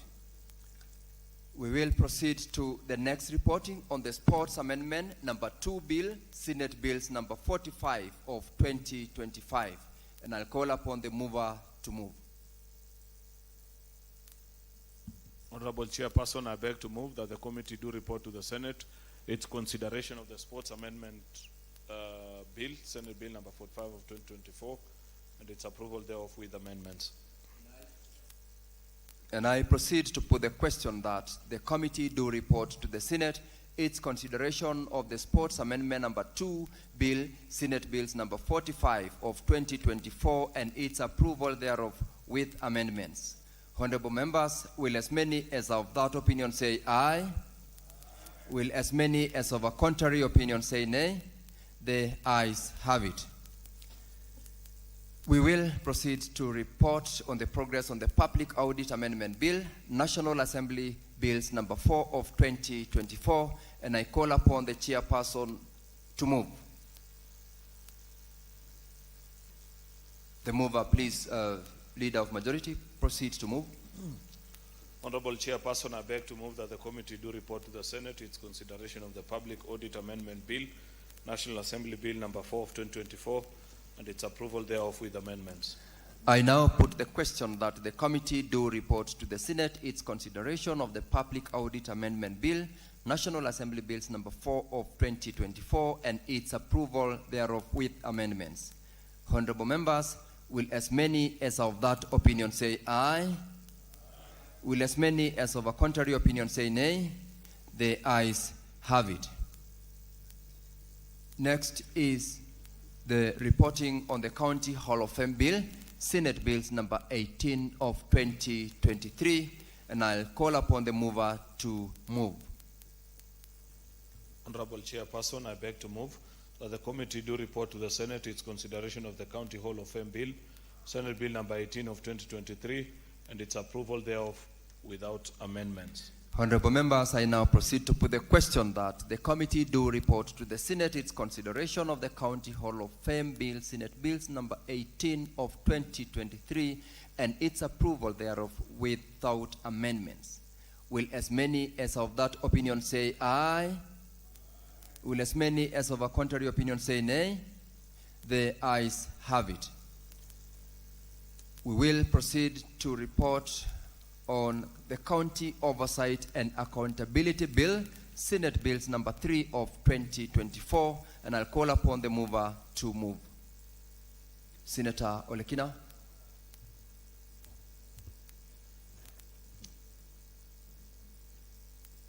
Honorable Chairperson, I beg to move that the committee do report to the Senate its consideration of the County Oversight and Accountability Bill, Senate Bill number 3 of 2024, and its approval thereof without amendments. Honorable members, I now put the question that the committee do report to the Senate its consideration of the County Oversight and Accountability Bill, Senate Bills number 3 of 2024, and its approval thereof without amendments.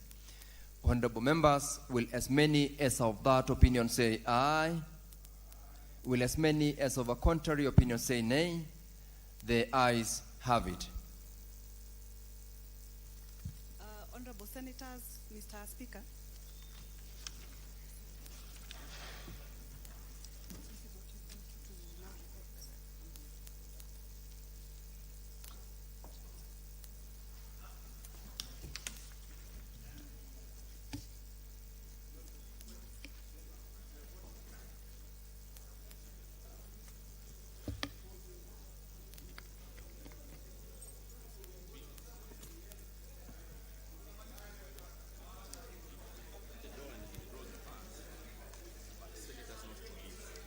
Honorable Senators, even though we are opening the doors and withdrawing the bars, kindly don't leave. We have only 7 divisions to make, and very quickly did.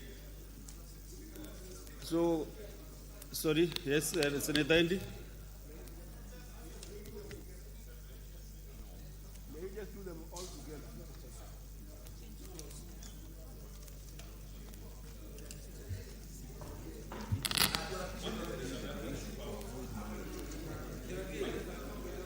You can link the column bill for 1 minute.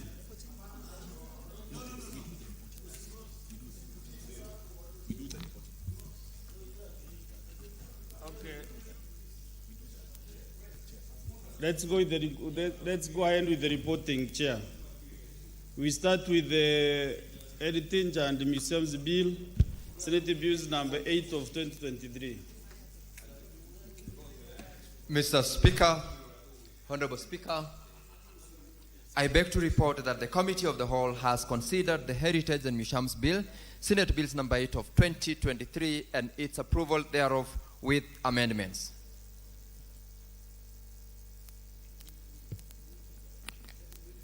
Mover. Heritage.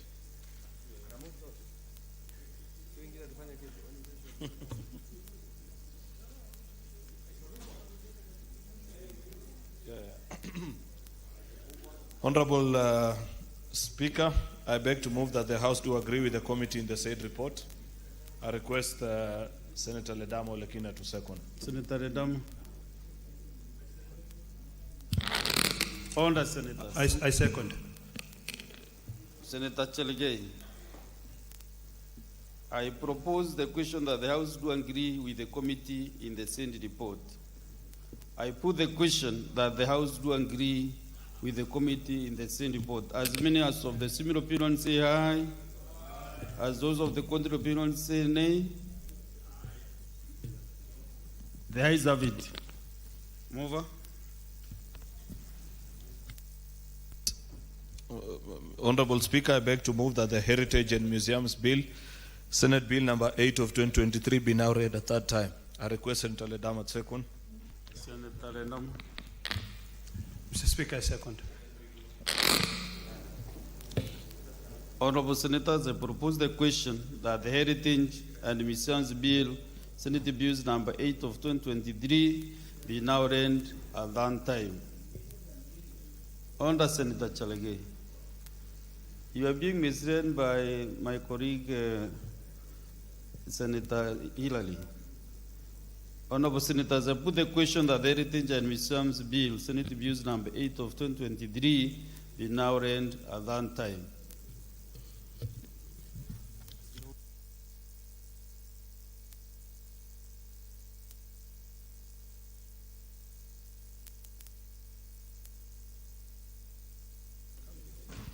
A division for that bill becoming greater. So we report all of them first and then we do the divisions, one after the other. So we are now on the Statutory Instruments Amendment Bill, Senate Bills number 10 of 2024. Chairperson. Thank you, Mr. Speaker. Honorable Speaker, I beg to report that the Committee of the Whole has considered the Statutory Instruments Amendment Bill, Senate Bills number 10 of 2024, and its approval thereof with amendments. Mover. Honorable Speaker, I beg to move that the House do agree with the committee in the said report. I request Senator Ledamo to second. Senator Ledamo. Second. This volume is high. Honorable Senators, I propose the question that the House do agree with the committee in the same report. I put the question that the House do agree with the committee in the same report. As many as of the similar opinion say aye. As many as of the contrary opinion say nay. The ayes have it. Mover. Honorable Speaker, I beg to move that the Statutory Instruments Amendment Bill, Senate Bill number 10 of 2024, be now read a third time. I request Senator Ledamo to second. I second.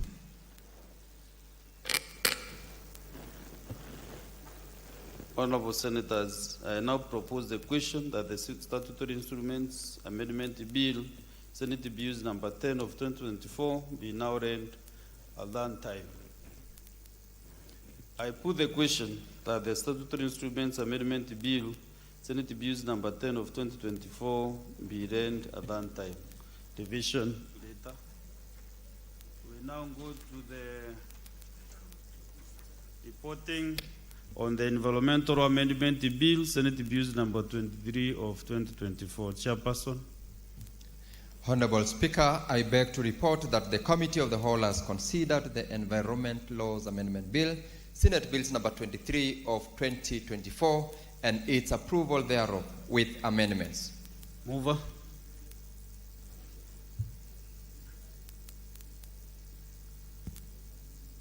Honorable Speaker, I beg to move that the House do agree with the committee in the said report. I ask Senator Methu to second. Senator Medu. You said the Bed or Medu? Oh, Medu. Senator John Medu. Mr. Speaker, why are you unsure? There is a senator known by the name Bed. And there's also another senator known as Medu. And John. And John also. Okay, proceed. And it's the same person. Mr. Speaker, I proceed to second. Honorable Senators, I propose the question that the House do agree with the committee in the same report. I put the question that the House do agree with the committee in the same report. As many as of the similar opinion say aye. As those of the contrary opinion say nay. The ayes have it. Mover.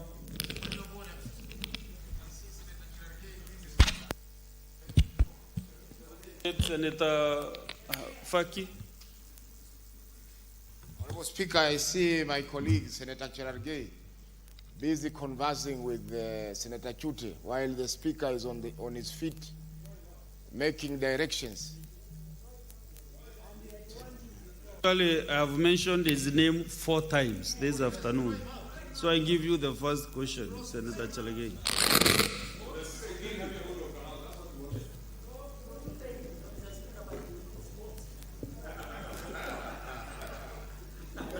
Mover, did you proceed? Proceed. Honorable Speaker, I beg to move that the Environment Laws Amendment Bill, Senate Bills number 23 of 2024, be now read a third time. I ask Senator Methu to second. Senator Methu. Order, Senator Cherargei. You know, Speaker, Senator Cherargei is taking advantage because he knows that you need the numbers. But he has told me he's very happy about Olkalau. Mr. Speaker, I proceed to second. Honorable Senators, I propose the question that the Environmental Laws Amendment Bill, Senate Bills number 23 of 2024, be now laid at that time. I propose the question that the Environment Laws Amendment Bill, Senate Bills number 23 of 2024, be now read at that time. Division at the end. We are now reporting on the Sports Amendment number 2 Bill, Senate Bills number 45 of 2024. Chairperson. Mr. Speaker, I beg to report that the Committee of the Whole has considered the Sports Amendment number 2 Bill, Senate Bills number 45 of 2024, and its approval thereof with amendments.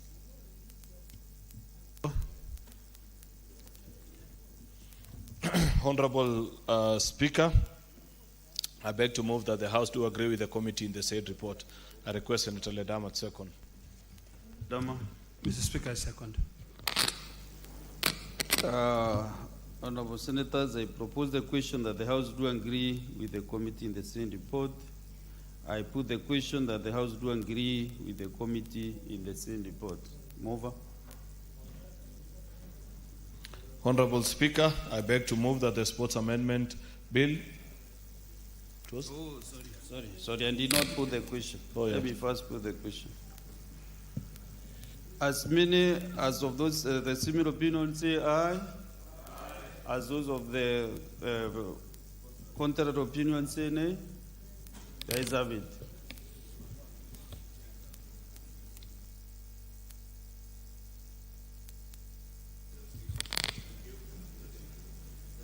Honorable Speaker, I beg to move that the Sports Amendment Bill, Senate Bill number 45 of 2024, be now read a third time. Mr. Speaker, I request Senator Kinyo to second. Senator Kinyo.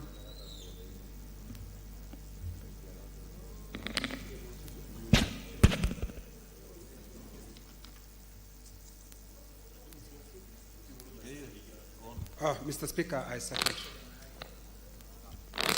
I also request the technician, the technical convey to check on my mic.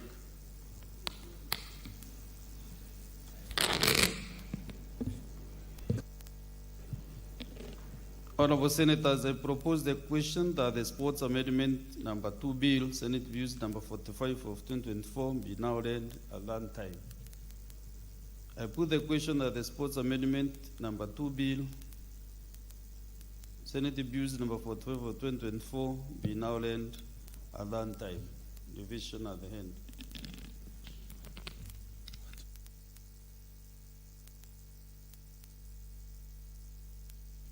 Okay, we are now reporting on the Public Audit Amendment Bill, National Assembly Bills number 4 of 2024. Chairperson.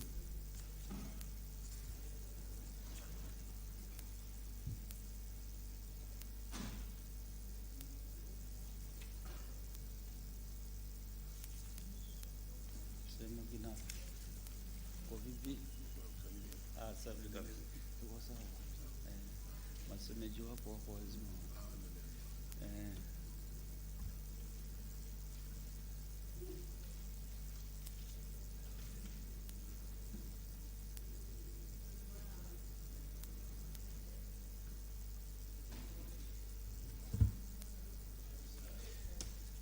Mr. Speaker, sir, I beg to report that the Committee of the Whole has considered the Public Audit Amendment Bill, National Assembly Bills number 4 of 2024, and its approval thereof with amendments. Move of the public audit. Honorable Speaker, I beg to move that the House do agree with the committee in the said report. I request Senator Madzayo to second. Senator Madzayo Stewart. Mr. Speaker, I second. Honorable Senator.